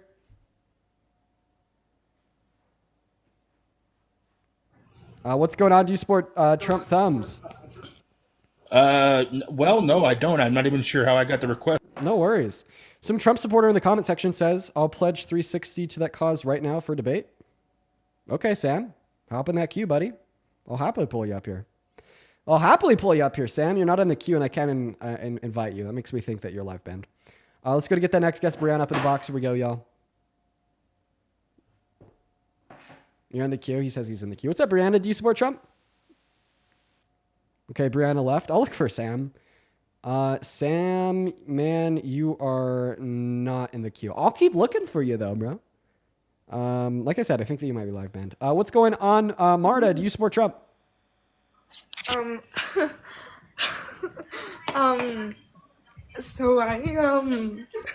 Take that as a no. Have a good one, Marta. Moving on. We got Matthew loading up. What's up, Matthew? Do you support Trump? Nah, Dean. I live in Australia, buddy, so I don't follow your politics. Okay. Bye, Matthew. Guys, we're just looking to debate Trump supporters. Please. All right. Yo, Timber Lee, thank you so much for the $20 over on Super Chat. Saying, as somebody from Mississippi, you give me hope. You and Parker are making the differences I've dreamt of since I could comprehend any of these things. Thank you both for fighting for our futures. I appreciate you for that love, Timber Lee. You are awesome. Show some love to Timber Lee down below in that chat. What's up, Baba Yaga? Do you support Trump? No, but I love you, though. Okay. All right. For everybody in the queue that doesn't support Trump, I will ask you at this time to politely leave the queue. I really appreciate you guys for your kindness, but we want to debate a Trump supporter. Meg, thank you for the $50 over Venmo, saying longtime listener and happy to support your ability to provide a free education. I'm sorry that Mega doesn't like you. I don't know how you have the patience. I appreciate you for the $15, Meg. Let's get 150 Meg W's MEG, as well as Mary with the $10, saying thank you, Dean, for what you do. I'm an elementary school teacher in COBVSD, and we teach kids consent. It is crucial for kids to speak out about SA and to avoid SA. Teaching this gives them power over their bodies, as they should have. We use blue sky bridges. Yeah, man, it is really important to teach kids about how to speak up about SA. It's good. Good teacher, Mary. Thank you for the love. All right, moving on to the next Guess we got Luke loading up in the box. Zoe, thank you for the $1. As well as Robin. Hey, man, thank you for the $11 over Venmo, saying you deserve every donation because putting up with these unintelligent callers is a job. I'm not going to lie. It's been pretty tough today, but I appreciate you for the love, and I don't think I deserve anything. Jess, thank you for the $25 over Venmo from 13 minutes ago, saying thank you for reminding me that sane and empathetic people exist. Thank you for the love, Jess. You were phenomenal. Show some love to Jess down below. Welcome into You Support Trump. Yes. How old are you? I am 18. 07. I think that you came up earlier and you were a fetus. Yeah, that's the same Luke. That's the same Luke. Okay, we're gonna move on to the next guest. Here we go, everybody. We got Mr. Clutch Cookie loading up. Danielle, thank you so much for the $25 over on PayPal. Danielle says, you're a good man, an intelligent soul, and a leader. Love you like a little bro. Danielle, thank you so much for the love. That is incredibly kind of you. Show some love to Danielle down below. Thank you for the $25. As well as Mr. Clutch. Well, what's going on? Do you support Trump? Yes, I do. Okay, why do you support the worst president of your life? Say that one more time. I'm cooking steak right now currently. I wasn't expecting to be on so soon. Nah, bro, focus on that steak. You don't want to ruin that crust, man. Like, I'm being dead ass. Request once you're done with that steak. I'm not going to have you ruin a steak for a debate. I know the attention that those things take. You know, make sure to get that good crust. Let's go to move on to the next guest. Here we go, y'all. Everyone just give us a minute here. What's going on? Do you support Trump? Yeah, I do. How old are you? I'm 20 years old. Phenomenal. Why do you support Trump, who I consider to be the worst president of your life? Well, that's your opinion. I support him just because of the mass deportation, and I'll give you a reason why. Oh, happily. Let's hear it. I think so. People coming in this country and they're like working. I fuck with that. Like I completely fuck with that.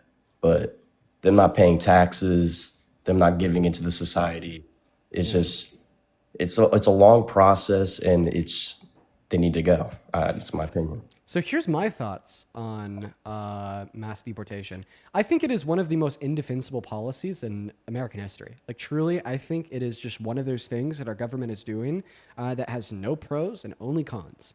And I think that there's a handful of categories of people that kind of fit under the umbrella of supporting mass deportation.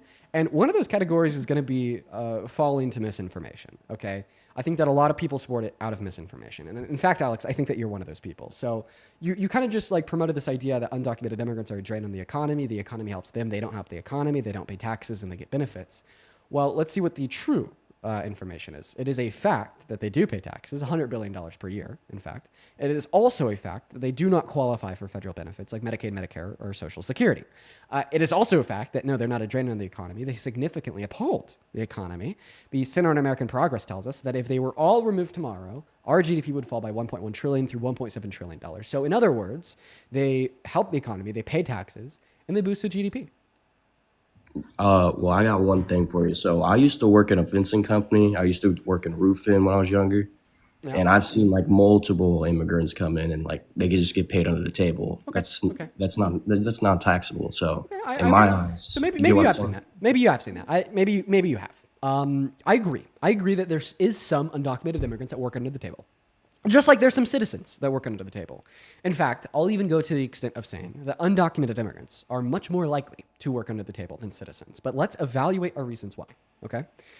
Actually, before we evaluate the reasons why undocumented immigrants are more likely to work under the table, I also want to point out that still yet, even though they're more likely to do so, a lot of them don't. A lot of them work over the table and pay taxes, $100 billion per year. We already pointed that out. But now let's examine why undocumented immigrants are more likely to work under the table. Well, one reason for this would be is they don't receive benefits off the taxes that they pay to the federal government. So why would they want to pay taxes to the federal government? They don't qualify for Medicaid, Medicare, Social Security. They can't even file for a tax return. So they're actually getting taxed more disproportionate to citizens. They're just simply less incentivized to do so. Now, what's a way to fix this? What if we were to offer them residency or citizenship? What if we were to offer them a solution so they did qualify for those federal benefits and they could file for a tax return? They'd be just as incentivized to work over the table as citizens because they would be citizens. They'll pay more taxes without any material change in their employment. Now, another reason why they might be more likely to work under the table is because of exploitative business practices of the employer. Think about it. They're under the threat of being deported, removed from this country, ripped from their family, and sent back over the border.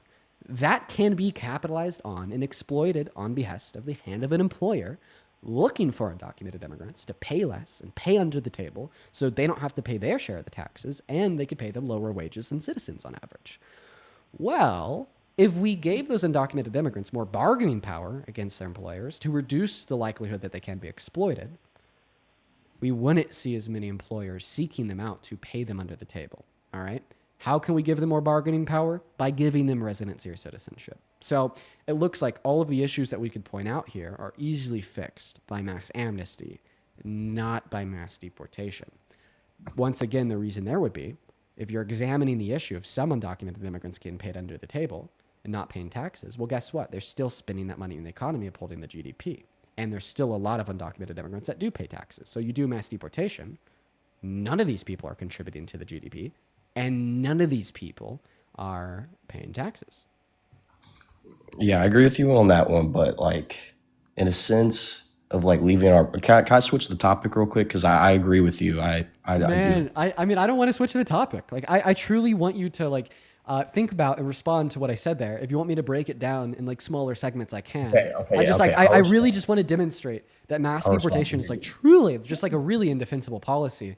And I understand. Listen, dude, I totally understand how you might have been consumed by misinformation and support it. I can't even fault you for that. It's just like so upheld by the institution. Even some people on the left, they'll just scream this in the media. They'll tell it to your face. Like after this conversation, I truly think if you're a good faith actor, you change your mind. So I do want you to give me some pushback on what I just said there. Okay, so for the people who have like come through like legally, you know what I'm saying? They have to wait a very long time to do so. If you just let a bunch of people and give them all these like bargaining rights and give them all this stuff to like get into the economy faster and have their own way to pay taxes and get employed correctly, then you're just like throwing away everything else for the other people waiting in, trying to get in like lawfully. Not if you offer them that same process. I think that undocumented immigrants and all legal immigrants should be offered the identical process, which is something similar to mass amnesty, where as long as you don't have prior violent offenses or overwhelmingly bad non-violent criminal offenses, or like outstanding warrants from other countries, there's a lot, you should be offered the same process to become a resident or a citizen. I can agree with that. Yes, that makes sense. Right. And that's the view of not just the Democrats, but the far left. Isn't that crazy?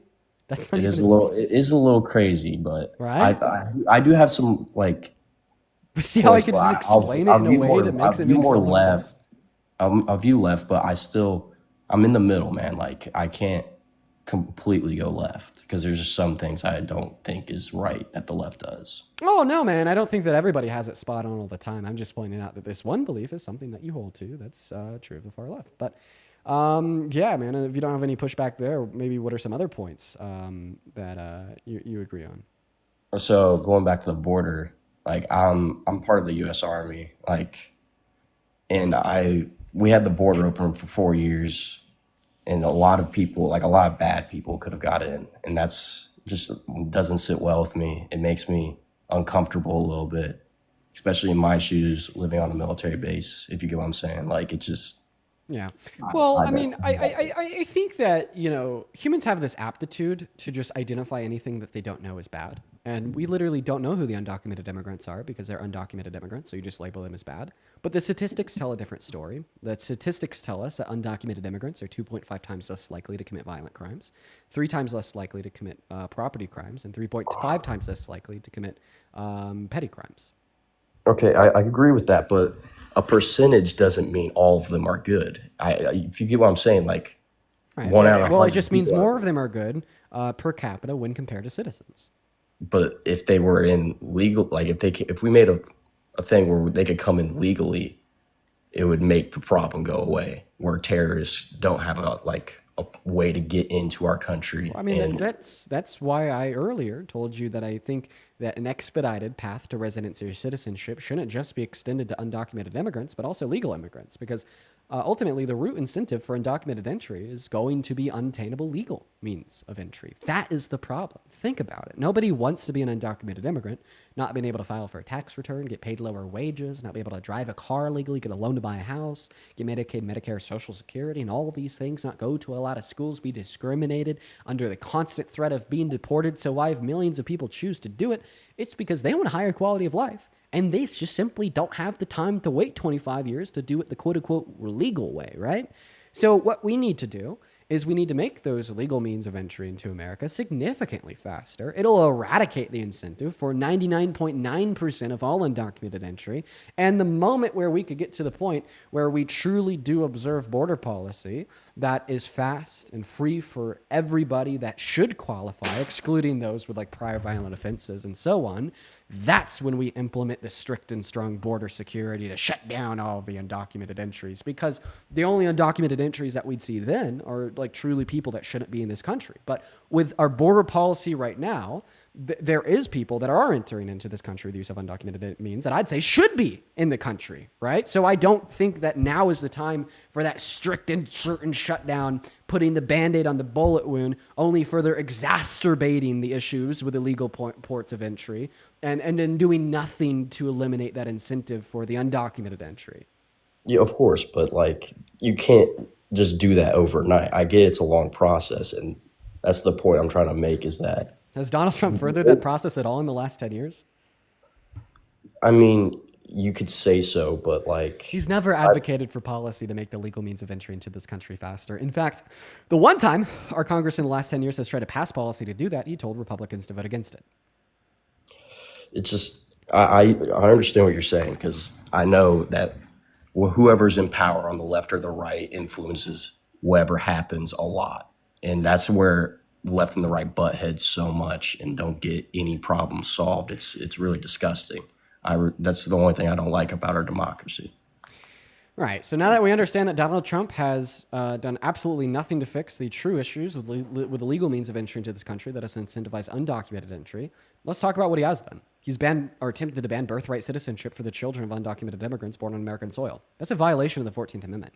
You said that you're in the Army. You took an oath to uphold the Constitution.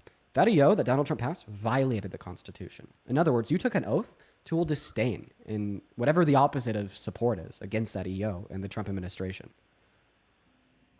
You're correct. I'll agree with you on that. Like, yes. You also played judge, jury, and executioner with Borrego Garcia.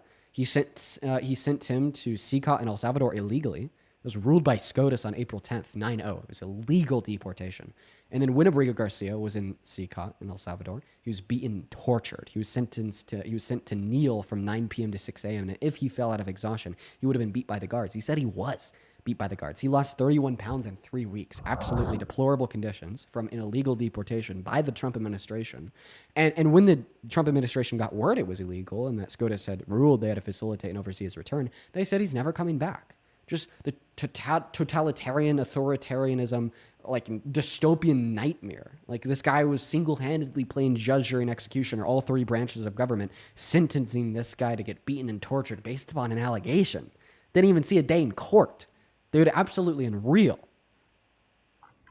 I get what you're saying, but the same thing happens to the football players when they get allegations that are false about a girl that he was messing with. It could go the same way. It can ruin a whole person's. No, that's not true. That's going to be socially. All right. There's a big difference between how we approach these things socially speaking and legally speaking. Like, I think that socially speaking, we need to treat allegations of SA with utmost seriousness. But legally speaking, we can't say because of an allegation with seemingly little evidence to back it, not of SA, but of being a member of a gang, that we could just send this guy to a death camp to be tortured for a month. I agree with you. Even after SCOTUS rules it. Can I address your comments real quick? Like, they're all saying it's stolen land. You can't say that for being on stolen land. Can we talk about that real quick? Well, I mean, you're moving away from everything I've just said. I've just seen it so much in the comments. I'm just trying to bring it up. For sure. You could give your thoughts on that, but you're just completely moving away from everything I've just said. I agree, but the thing is, I agree with you. Okay. Well, I mean, if you agree with everything I've said, and I'm obviously some crazy liberal paid by the DNC on the internet. I mean, he means like you're not that big of not as big of a Trump supporter that you'd think you are. I've seen those allegations. I don't believe in those. I was making a joke, but my point is maybe you are, if you agree with everything that I've said, you may not be truly MAGA.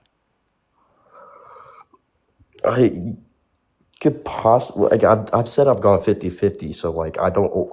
Trump runs his mouth. Trump does this.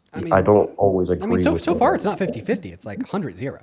Like, if you agree with everything I've said so far, it's been 100-0. Okay, 50-50. I get what you're saying, but can I address the stolen land stuff? Yeah, for sure. Feel free. Okay, so like, how can you say it's on stolen land when we bought the Louisiana Purchase? I get it wasn't the full like all Texas and California and New Mexico and Arizona, but we also won a war against Mexico. Oh my goodness gracious. Okay. What do you mean? Oh my goodness gracious! So the war that we won against Mexico was us just invading their territory, which they retaliated against, and then we took it. And then about the Louisiana Purchase. So that was a land deal in the 19th century where we bought some land from France. Well, France stole that land from indigenous Americans, right? And the way that we typically understand property rights in like social and political philosophy, we break it down into three things: acquisition, transfer, and relinquishment. In order to justly acquire property, you like have to have some type of consent from the previous property owner, or nobody must be living on the property or land. So France didn't justly acquire the property from the indigenous Americans because they stole it from them without their consent. So therefore, that was an unjust transfer of property to America. I get what you're saying there, but it's if someone. By the way, that's like libertarian property right views as well. So It's just like, just and how the libertarians world- are like on the right, so that's a pretty far right leaning view that describes why the Louisiana Purchase was still an unjust transfer of property because it was not justly acquired by France in the first place. I get what you're saying, but that's just how it worked back then. If a country went into some place and ruled it, just like the UK came over to colonize and make the 13 colonies, it's the exact same thing. It's just how it worked back then. It's not like it would apply today. So I feel like when people say that's just how it worked back then, I think what you mean to say is it just happened a lot back then. There was a lot of people that had their land stolen. I don't see how that changes the sentiment in saying that it was stolen land. I get what you're saying, yes, but it's I wouldn't classify it as a stolen land. I would say it was taken over. I get what you're saying. It's still stolen land, but it's taken over. I mean, if That's somebody just how it takes works. over your house by forcing you out with more advanced weaponry than you have, maybe you have a handgun, they have a nuclear weapon, and then they lived in it for the next 300 years, we'd say that house was stolen. I think that the goal here shouldn't be to argue that this land wasn't stolen from indigenous Americans. It very obviously was, right? Yeah, I agree with that. Now, Yes. I think our goal should be to act as benevolently and morally as possible today, 300 years later, in consideration of these facts, to create the best country that we can, given that it's already a country stolen by forefathers 200 or 300 years ago. Okay? That's our goal today. And in that goal, of course, we have to consider that this land was stolen. In that goal, of course, we have to consider that we also stole land from Mexico. In that goal, we also have to consider that the land that we acquired from France was from an unjust transfer. Now, I mean, how can we, how does this relate to a conversation about mass deportation? Well, that would be the argument that you see in the chat. Nobody's illegal on stolen land. And yeah, I mean, you said that you wanted to respond to the people in the chat. There you go. I appreciate letting me respond. I do. I mean, do you want to respond? Because once again, I just don't think that you could combat the claim that it's stolen land. Well, I get what you're saying. What I said was that we took it over. I get it. It's still stolen, but it's our territory. It's like our land now after we stole it. Like, let's say when we went to Iraq or Afghanistan, it's still the exact same thing. We held bases over there. Did we take their land? Yes. I know works in the nothing same about sense. Iraq and Afghanistan insofar as how we acquired military bases in the region. What do you mean? Like I don't know of the Afghani government before the takeover the Taliban gave us consent to build those bases. I don't know. I don't know those specifics. Well, not Iraq. Iraq definitely did not let us because we jumped in 2003, and then took it over. You're talking about our invasion. Well, at least at destabilized the region, sure. Yeah. Now, do you want to respond to any of the points that I laid out about why mass deportation is a bad thing? Because I'm giving you an argument just to show that mass deportation. That's why I said I did agree with you to make it more adjustable and make it so they could gain citizenship easy. Okay, great. So now you no longer support mass deportation. I mean, that's a really good reason why you shouldn't support Trump, because he is doing what you don't support. I mean, but I get some four presidents before him also did not the exact same thing, of course, but they still deported a lot of people. I wouldn't call it mass deportation, but I agree. Okay, they did but deport a lot of Obama, people. I just generally think that the left is going to be better than the right. I'm going to vote for harm reduction, as well as I see the left showing more promise and becoming more progressive in the context of immigration policy. Look at people like Zohran Mamdani out in New York City, right? So, I mean, I'm sorry, we're but I obviously don't going to be agree. I voting for the don't agree lesser of that the two left evils would within do it these better. regards. I don't agree with that. Of course they'll do it better. I mean, so we agreed that. How is of course, Kamala I'll give you a very, I'll give you a very, though? I'll give you a very clear description of how the left would do it better. We agreed that we want mass amnesty. Both you and me agreed that. We agreed that we want undocumented immigrants to have a But pathway to residency or I citizenship. understand Stop what you're talking. saying. Stop talking, please. All right, Now I'm going to tell you how the left does it better. Okay, so if we both agree that undocumented immigrants should have a pathway to residency or citizenship, who's doing it better? The guy that's illegally deporting not illegally deporting some undocumented immigrants under an operation of deporting all undocumented immigrants, including sending some to death camps in El Salvador, or somebody like Obama, who focused on individuals with prior criminal offenses and created programs such as DACA to give nonviolent undocumented immigrants work permits. Who's doing it better in relation to our goal of mass amnesty? Obviously, Obama would be. Okay? So there's just like one example of how the left is obviously closer, ideologically speaking, to what our goal of mass amnesty would be than the right. And in reality, every 2 and 4 years when we have to vote for candidates, right, we're not voting for perfection, we're voting for progression. And if the left is showing more progression than the right, we would prefer the left over the right.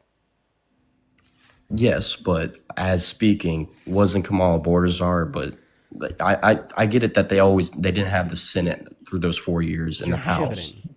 I don't know How am why. I pivoting? Because Well, instead of addressing my mentioned- claim that the you- left ideologically closer aligns with their goal of mass mentioned amnesty Obama. than the right, you're talking about how Kamala Harris was a border czar. Well, no, you mentioned Obama and how he did it better, so you went in the past. I mean, So you want why an do we example look from at that? Biden as well?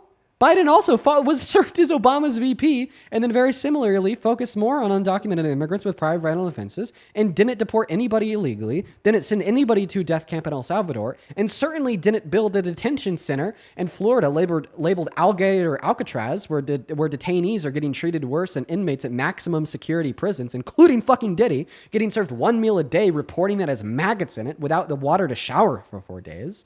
Okay, dude. Biden was certainly better than Trump. Okay, all right. He closer, like he was like closer ideologically speaking to what our goals of immigration policy related to mass amnesty would be here. So wait, I see your comments. Your comments are saying that No, she wasn't Bordazar. Don't that respond to true? my comments. Respond to me. You told me that I was giving you an example that was too far off in history. So then I just reframed and gave you an example related to Biden. Okay, Biden was president 167 days ago. So what's your response now? I'm saying that Kamala was also his VP, and was she Bordazar or not? I might have been missing. A relation of her management of the southern border has nothing to do with what our conversation is about. Because we're conversing about what we should do with the undocumented immigrants that are already in this country, and I'm detailing to you how the left closer like aligns with our goals compared to the right. Why don't you want to respond to that? Okay, I'll respond. So, Please. Okay, give me a second. I need to think. Because I get your claims. How about this? Real quick. Your Take a claims second. are right. Take a second to think. Your claims are right. I'll give you that. And that the left, and you've given really good points about the left doing way more progression on the southern border than just closing it down like MAGA has in mass deportation. I can agree with that. So I'll give you successfully won the debate. I got nothing for you, dude. Actually, you do have one thing for me, hopefully, which would be an incentive to do more research. Like, seriously, man, I'm telling you, it'll be like the best thing ever for you. It was the best thing ever for me. When I was like younger, I was like 16. I was like staunchly pro MAGA, pro Trump. I used to get into like little debates with my liberal friends all the time because I love Trump so much. Big Andrew Tate guy too. I mean, all that shit, you know, but after doing my research for a handful of years and thinking critically about these things, obviously I've came to different conclusions. So it's really worth doing your research. I appreciate your humility and able to concede a debate. And I hope that you have a good rest of your day. Okay, you do too, Dean. I appreciate it. Somebody in the chat says shame. Yeah, that is shameful, dude. I take great shame in who I was at 16. Moving on to the next guest. Here we go, everybody. Let's get that next guest up in here. We're going to go to get Sheldon Holder loaded into the live. And Veteran, thank you so much for the $50 over on YouTube. Super Chat, I appreciate you, Veteran. Veteran says, sending Boomer respect and contribution towards your cerebral armor.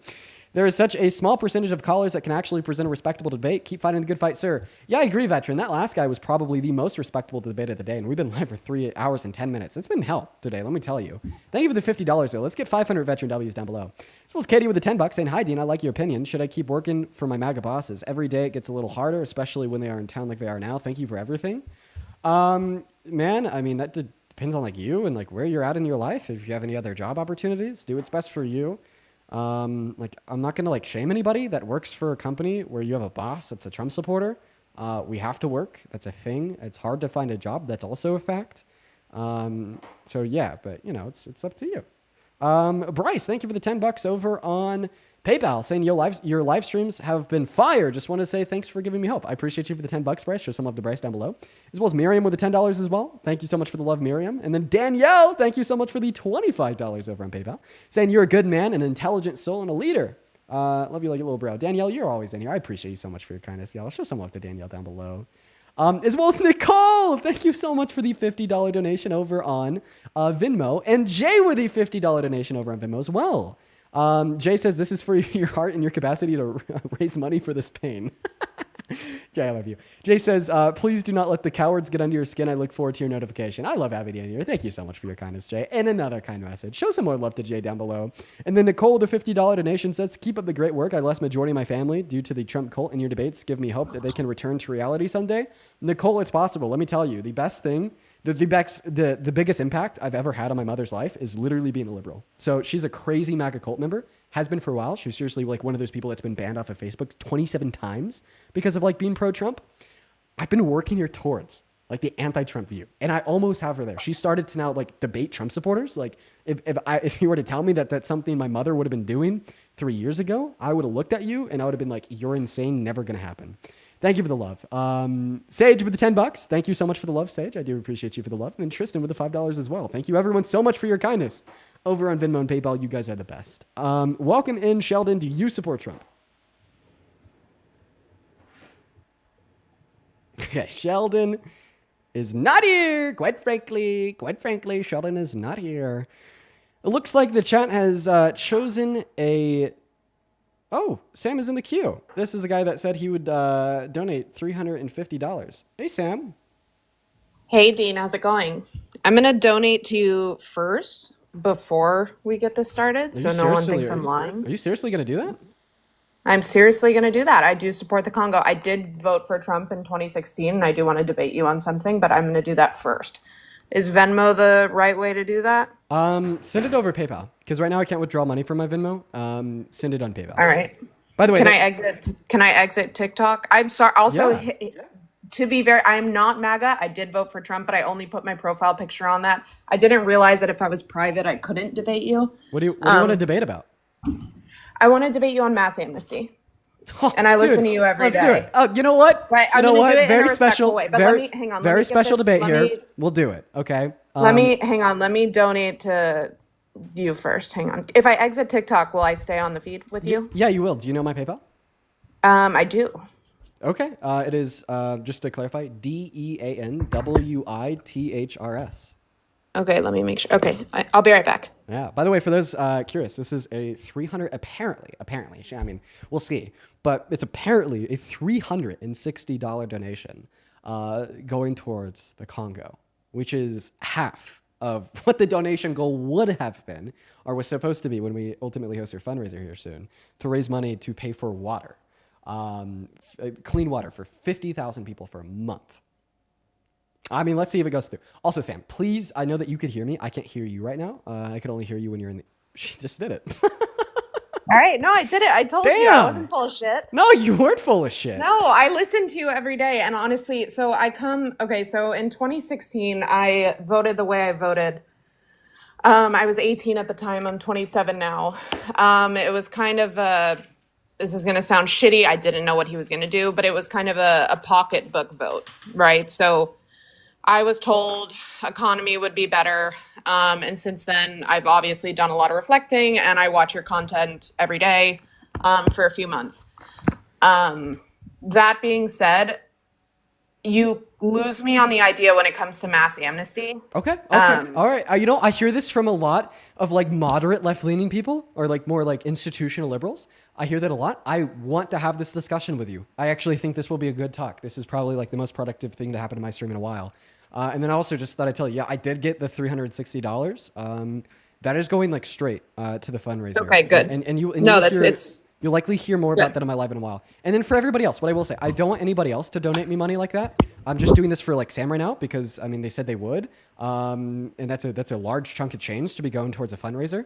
I like healthy practices of fundraising. When we do the public fundraiser, I want you guys to be able to have like all the information about who exactly the money is going to, who exactly it will benefit. Et cetera, like all of the specifics. I just feel like that is necessary for a fundraiser, not the whole, you see a guy on your For You page asking for money to go to a cause type deal. So I'm not going to take any more donations until we have a more like solidified foundation with, you know, like a website, the foundation, who it's going to, what will be done, etc.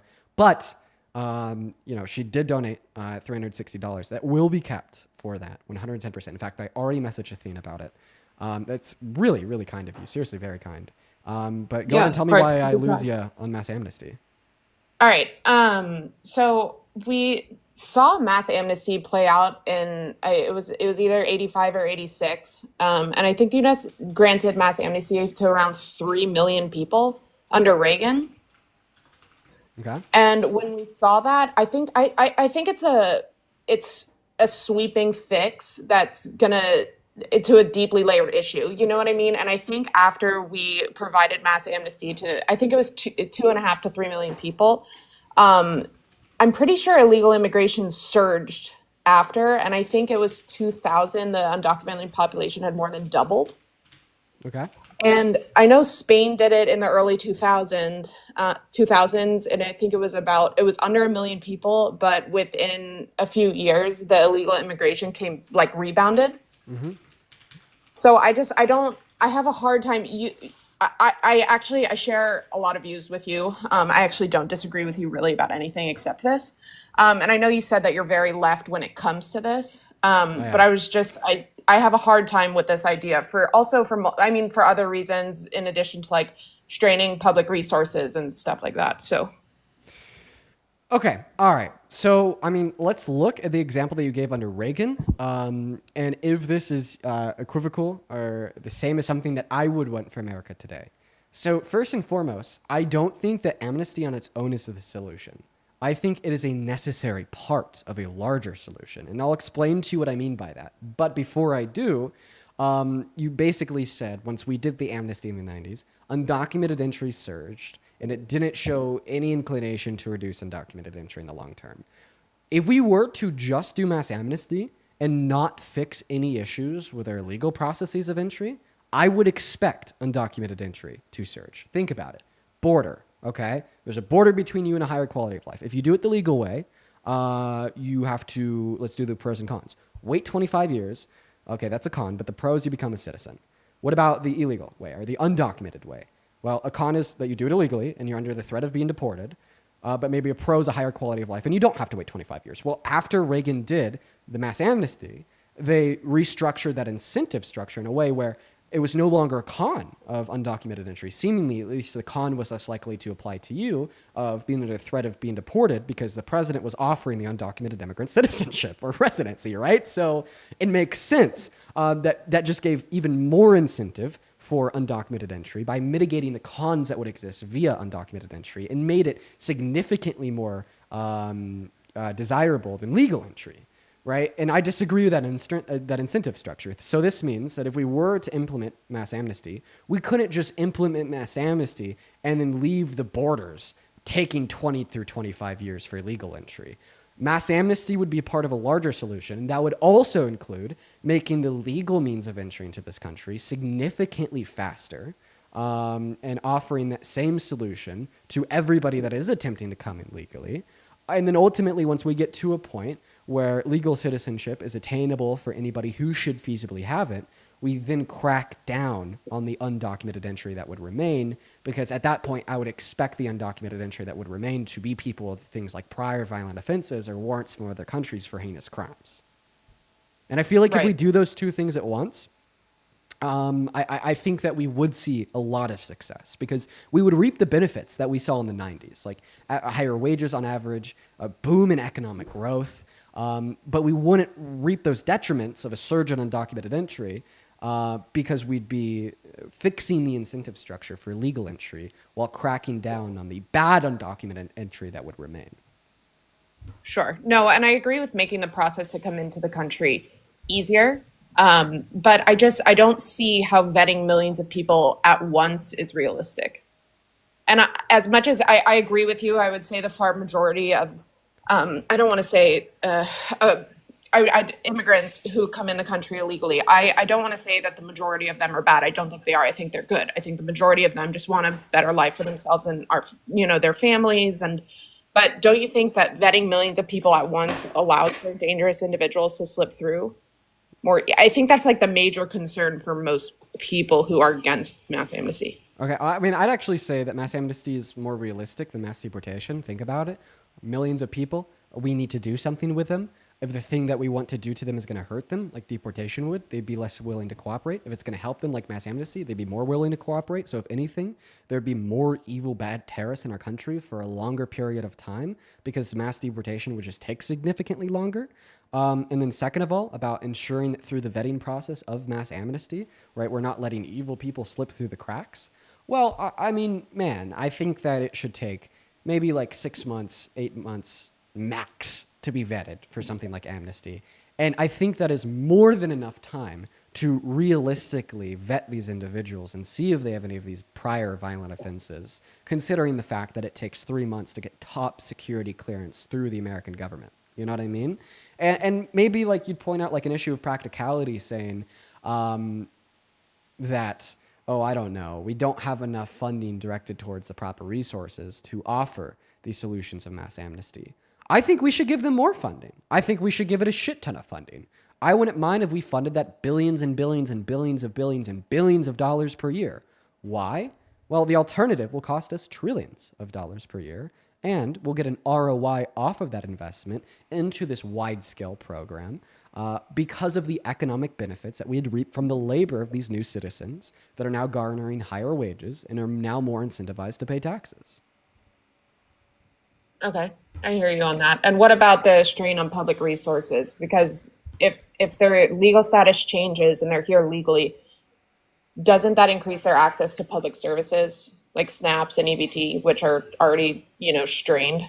It does. So it does. It would increase the access to these things. But this is going to be true when citizens just have children that are born in this country. And it's also going to be true through legal immigration.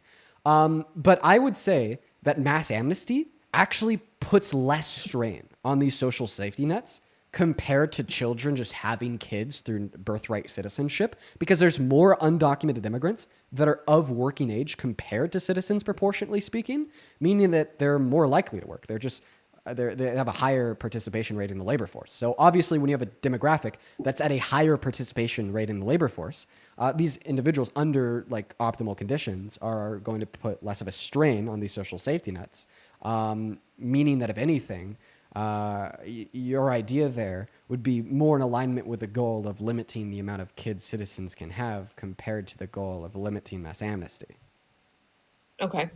But so in like low wage sectors where increased labor supply can depress wages, won't working class Americans be most directly impacted by that if all these, if millions of people are legalized at once? So I actually think that we'll see an increase in real median wages through mass amnesty. I think that undocumented immigrants actually can suppress wages because they don't have a legal status. They have less bargaining power. I don't put that blame on them. I put that blame on their employer for exploiting the fact that they don't have they have less legal status. They have less bargaining power, and their employer would basically just be less likely to exploit them because of that, because it would no longer be true that they don't have a legal status and they have less bargaining power, and they'd be able to get higher wages, increasing real median wages on average. The way I like to think about it is mass amnesty would basically have the same impact on wages that unions do. Unions serve the purpose of increasing the bargaining power of a particular demographic in any industry. And what impact does that have on average wages? It causes the average wages to go up. All right. Same way mass amnesty would give undocumented immigrants more bargaining power. Hopefully, we'd see real median wages go up. Okay, and my last argument would be, and I know this is going to sound hypocritical because Trump is a convicted criminal, but I've heard the argument, and I'm really just trying to have you change my mind or give me things that I can say back to people that I'm around about mass amnesty. But I've heard that it sends kind of a dangerous principle that violating the law will eventually be forgiven. Like, why would anyone respect our immigration system if the consequences of breaking it are eventually rewarded? Right. I mean, I feel like we've seen this same hypothesis tested many times throughout history. This was the same reaction that people had when we banned racial segregation. This was the same reaction that some people had when we banned slavery. This is the same reaction that some people had when we lifted the ban on gay marriage. This is the same reaction that some people had when we imposed Roe v. Wade. I actually think that it doesn't set forth this dangerous precedent because the law of mass deportation, I think, only serves to make this country and everybody in it worse off. And setting forth a precedent that our country is willing to take responsibility and amend our legislative standards when our legislation simply only serves the purpose of generating harm in this country is a great standard that should be set. Now, does that address your concerns? Do you understand what I'm saying there? Do I need to reword it? No, and I understand what you're saying, and I know you've mentioned that the GDP goes up because of the contributions of the immigrants that are here illegally. But GDP can go up and individual Americans can still be worse off because if wages are pushed down and low skill sectors or public services are strained, like, we'll feel it. Working class Americans will feel it even if the GDP is... Absolutely. Absolutely. If GDP goes up but real wages go down, people feel that. It sucks, right? Because GDP is nominal. It doesn't account for per capita. And we need to be looking at per capita stats here. Well, the argument I gave you earlier about how mass amnesty would give undocumented immigrants more bargaining power against their employers would hopefully cause their wages to go up. I mean, that's the effect that unions have. I'd expect it to be the same effect of mass amnesty. So it increase per capita real median wages. And then just generally, we haven't seen a super strong correlation between mass immigration and a reduction in real median wages. The increase in real median wages under Trump's first term was 2.8%. Then the increase in real median wages under the Biden-Harris administration was 5.6%. And of course, we had significantly more immigrants coming into America and going to work under the Biden-Harris administration. Okay. All right. Well, thank you. Yeah, no, I appreciate you for the good conversation. I sent you a message. Take magnesium for your heart palpitations because that's what I do and it helps me. I'll have to do that. I appreciate you for the good conversation, and I appreciate you for the pushback on mass amnesty. I think that conversations like this are incredibly valuable because it is literally my goal to get the Democratic Party to represent policy of mass amnesty. It is my goal to get the average American to believe in policy of mass amnesty. I think it is really good policy that helps this country. I think that, some of the things that you said there to critique it are very fair critiques, asking about what will its impact be on real wages, what will its impact be on, social safety nets, et cetera. Those are great questions, and I really appreciate you for asking them. All right, cool. Well, you have a good rest of your day. You as well, Sam, and seriously, you're a great person for I'm changing my profile picture. Yeah, have fun doing that. Have a good rest of your day. You too. Bye. Bye-bye. All right. Everybody, that was a great conversation. Probably one of my favorite conversations on the live for a very, very long time. W guess, you guys. Super W guess. I mean, came up here, donated $360 to, clean water for people in the Congo, and then disagreed with me on my immigration policy. She said that she didn't support mass amnesty, but then had a super good conversation with me, offered fair critiques, and listen to what I had to say. Super W guess. That is probably the best example of a debate that I have ever had on my live stream. That is how these things are supposed to go. I really appreciate that last guest for her time. That was awesome. Thomas, thank you for the $10 over on YouTube Super Chat, saying thank you for everything that you do, Dean. As a 30-year-old, I'm super impressed on how you speak, the research that you do, and all the help you for comment sets. I appreciate you for the love, Thomas. All right, let's go to move on to the next guest. We're probably going to go do one last guest of the night before we hop off here. So if you do want to support me before we hop off for the night, you can find my Venmo, my PayPal, and the link tree in my bio. I get 100% of the proceeds on those platforms, as well as you'll be able to attach a message that I can read off on live. All right, let's get that next guest up in here. What's going on? Do you support Trump, Hayden? Yes, sir. How old are you? 22. 22. Phenomenal. And why do you support Trump? I even supported Trump back in 2016, the first time I ever voted, and honestly, I just support Trump mainly. You didn't vote in 2016. Because You're of 22. Yeah, I voted the first time. Or no, not first time. Sorry, when he lost to Biden, that's the first time I voted. Sorry. 2020. There you go. But yes, sir. Sorry. No worries. But I mainly support Trump mainly for my Christian views, and I really think he can just help the country better than Kamala can or Joe Biden can with other world leaders. Okay, real quick. And put more money in my pockets. Can you either turn that TV off, go into a different room, or go into a different room, and then also like disconnect? Oh, sorry. I I feel like muted it. Yeah, I feel like you're talking to me through like some AirPods right now. Is it possible if you disconnect any Bluetooth device you do have connected? Does that sound better? I don't think that you've disconnected the Bluetooth device yet. Or do you even have a Bluetooth device connected? There you go. How about that? Much better, bro. Appreciate Sorry. Appreciate it. So where do you want to start? We can start wherever you can choose. I've short term. Repeat the first reason. Oh, Christianity. I want to talk about that. Why do you think your Christian beliefs are closer alignment with Trump? I think it's just as a Baptist Christian that Trump has more views on that than Kamala or Joe did. And Kamala was I feel literally like a Baptist too.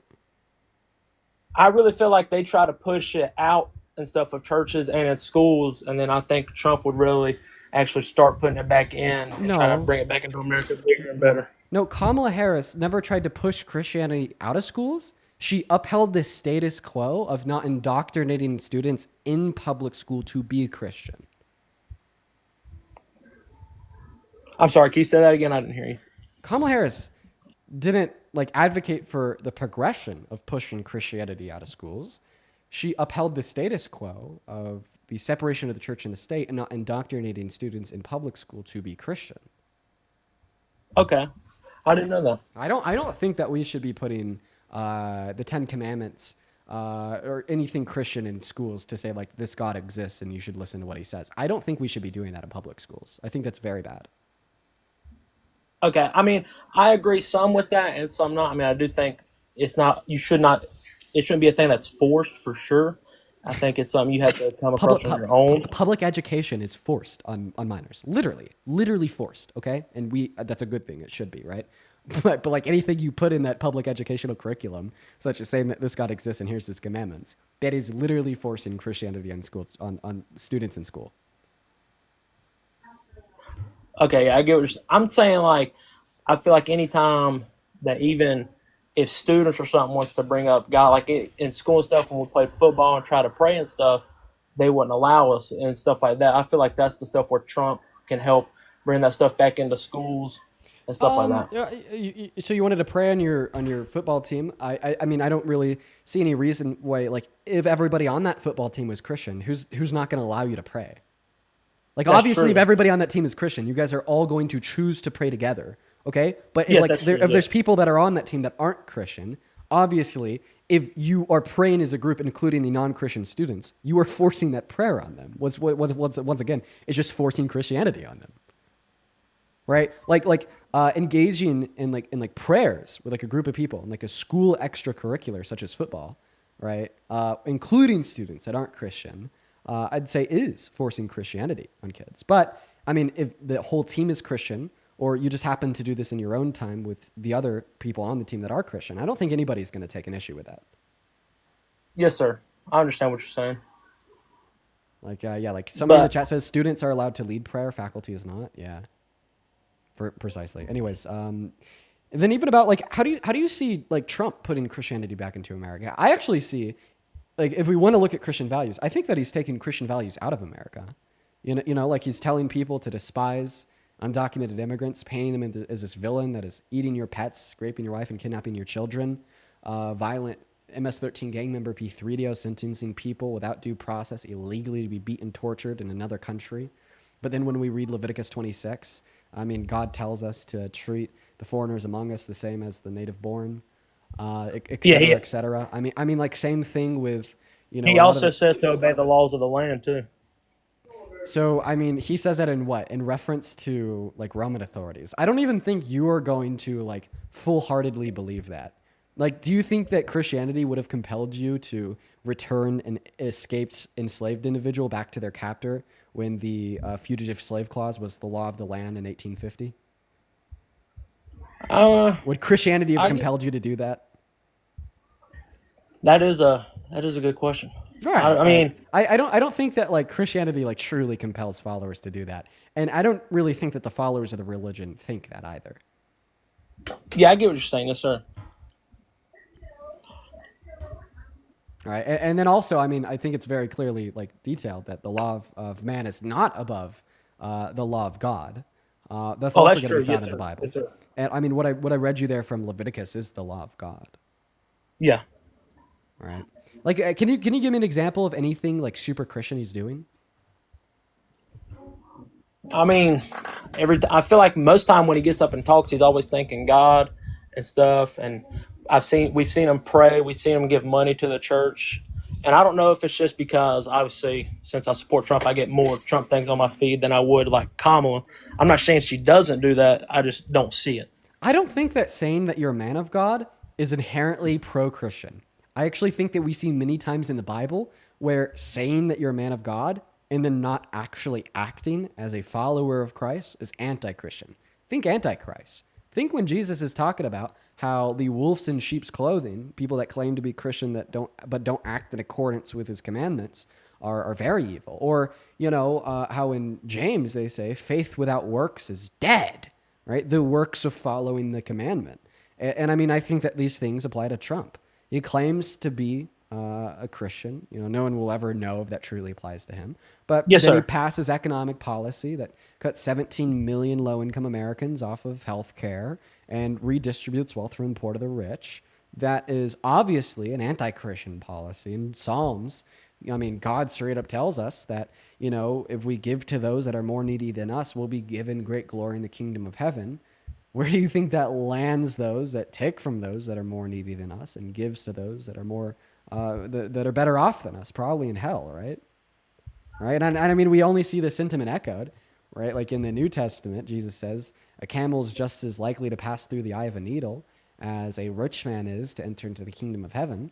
I mean, if you interpret that literally, Donald Trump is going to hell. Now, if you take more of a metaphorical interpretation on that and say a rich man with grandeur that is succumbed by his wealth and idolatry of his riches is somebody that goes to hell. And that also applies to Trump and applies to Trump's policy. Cutting low-income Americans off the bare necessities to live just to give Jeff Bezos another yacht. That's incredibly anti-Christian. Yeah, I get what you're saying. I mean, again, I'm not saying Trump's a perfect man by any means, just by saying he's a Christian or he's a man of God. And I'm not saying I'm not saying Trump ain't done stuff wrong. I mean, I don't agree with everything Trump has done as president or just as a businessman at all. Okay, so then what's the argument? Because, you know, like the point that I guess we've been debating for the last 10 minutes is that, you know, he's putting Christianity back into this country. And I feel like I've given like very clear, like explicit examples of how he's doing the opposite. He's taking true Christian values and just ripping them out of this country. He's convincing people of a false faith. You know, who does that? Okay. Who does that? I think that there's a really good example of something or someone convincing people of a false faith under the guise of faith in Christ and Revelations. Yeah. I haven't seen that. I guess I'd have to do more research on that. So I would definitely have to say you've won this debate and that I would definitely need to be doing more research. I appreciate you for the conversation, man. I really do love talking about how Christianity, you know, aligns with the morals of society and more so the morals of the administration. I'm not a Christian myself, but I love studying the faith. Studying the historicity of the church is like literally my favorite thing to do in my free time. Studying the Bible is just always something that I've been compelled to, desired to do for some odd reason. So I like conversing about it. Thanks for popping up. Yes, sir. Thank you for the opportunity. You have a good one, Aiden. You have a good one. We're going to move on to the next guest right now, everybody. This will probably be the last guest of the night. This next guest will be the last guest of the night. We got Fishing with Henry. Another open-minded caller. I appreciate that. That's cool. Naomi, thank you for the $10 over on YouTube Super Chat, saying that there's a reason for the church and state being separated. In my personal opinion, I feel it's because particular laws made by religion can really harm people in all sorts of ways unimaginably.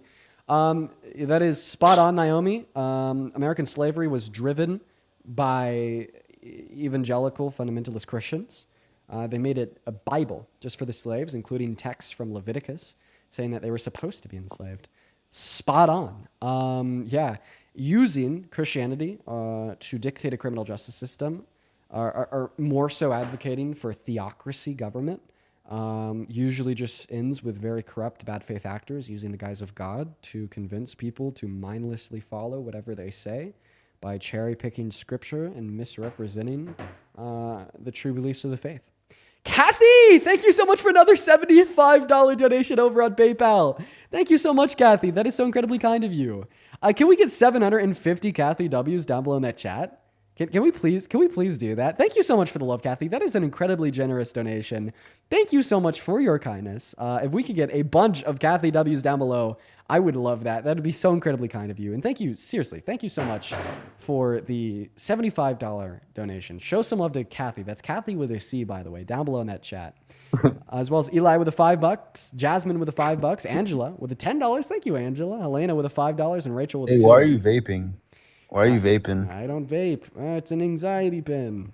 Do you support Trump? Are you a faggot? Jesus Christ, bro. Fucking hell. How gay are you? Can you name one demographic of people that you look intelligent to right now? I'll give you 5 seconds to answer the question. How fucking gay are you? Eating. Fucking hell, dude. Yeah, rock brain. Sorry you guys had to hear that. We're going to move on to the next guest. Everyone just give us a minute. We got Dylan loading up in the box. Zachary, the $5. I can join. Hey, what's up? Do you support Trump? Shouldn't keep on saying Okay, that. Dylan's not here. All right, we're going to move on to the next guest. Everyone just give us a minute. Okay, let's get King up in here. Ren with the $2 over on Venmo. I appreciate you for the love, as well as Monica with the $5. Thank you so much for the love. That's incredibly kind of you. Then Robert with the $10 16 minutes ago, praying for keeping the lights on and shining bright. Appreciate you for the love, Robert. And then Nikki, this was 21 minutes ago, but I do want to thank you with the $25 donation over on Venmo. Show some love to Nikki down below, y'all. And then also Sage with the $10. Thank you so much. I appreciate everyone once again for all the love. And then David, thank you so much for the $20 over on YouTube Super Chat. David says, preach, Dean. Already know you're well-versed in Bible scripture, but Dan McClellan would be a good source to point Trumpies to because he goes in depth with interpretation, and I'm a Catholic. Dude, I love Dan. Dan is one of my favorite people ever. I've been following Dan forever, David. Following Dan since like before I had a massive platform. He is awesome. He's the GOAT. What's up, King? How old are you? I'm 18. Not playing. Get out of here.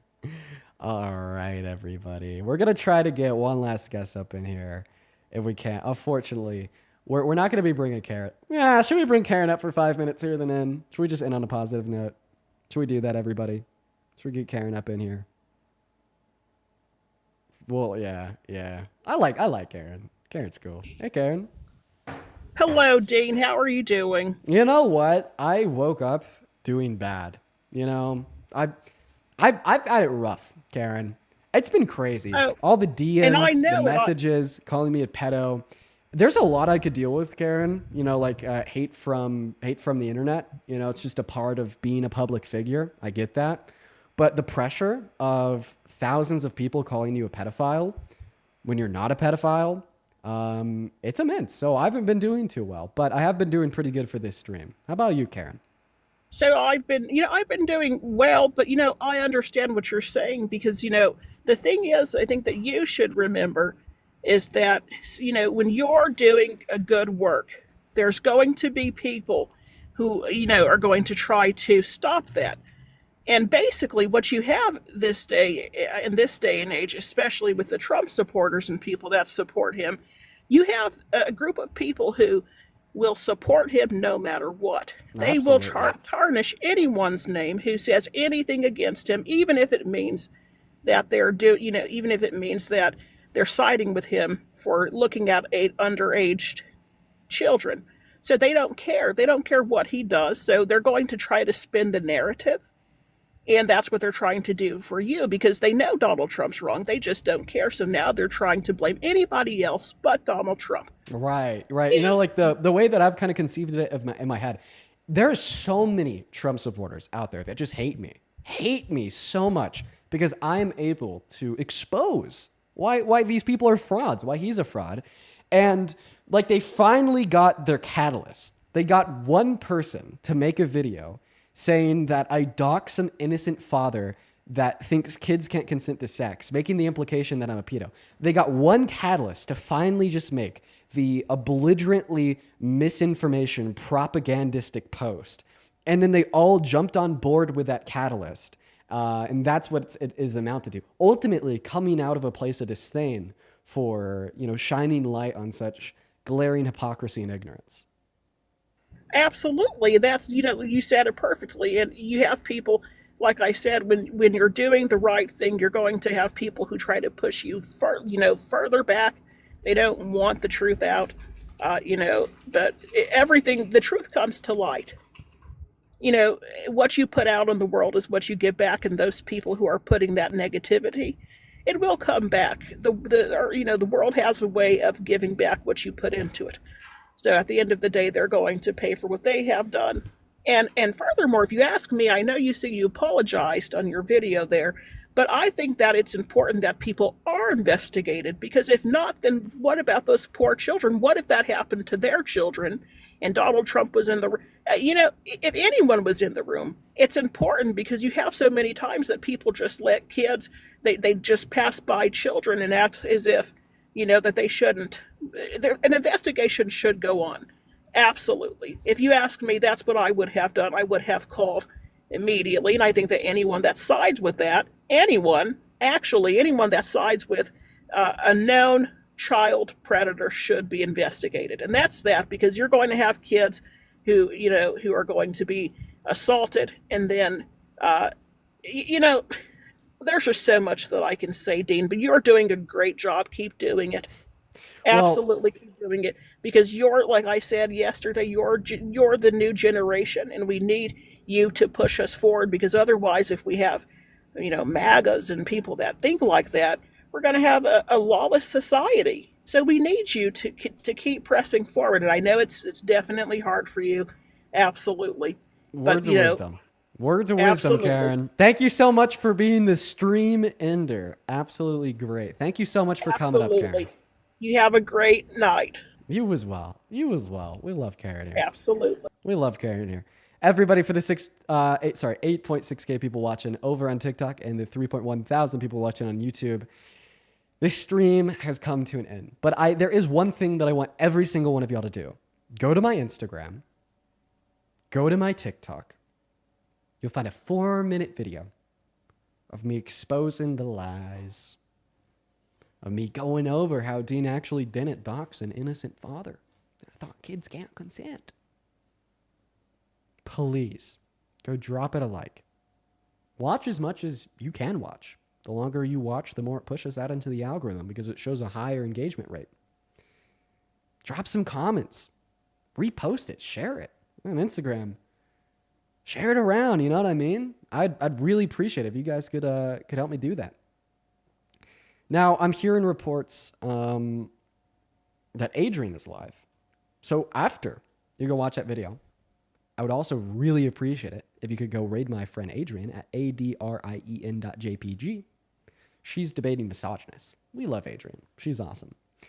And then one last shout out here. Naomi with the $50 super chat over on YouTube, saying whenever people hate being held accountable, especially hate hearing the truth, they will try to find any kind of way to frame you as if you were the villain and ruin your reputation.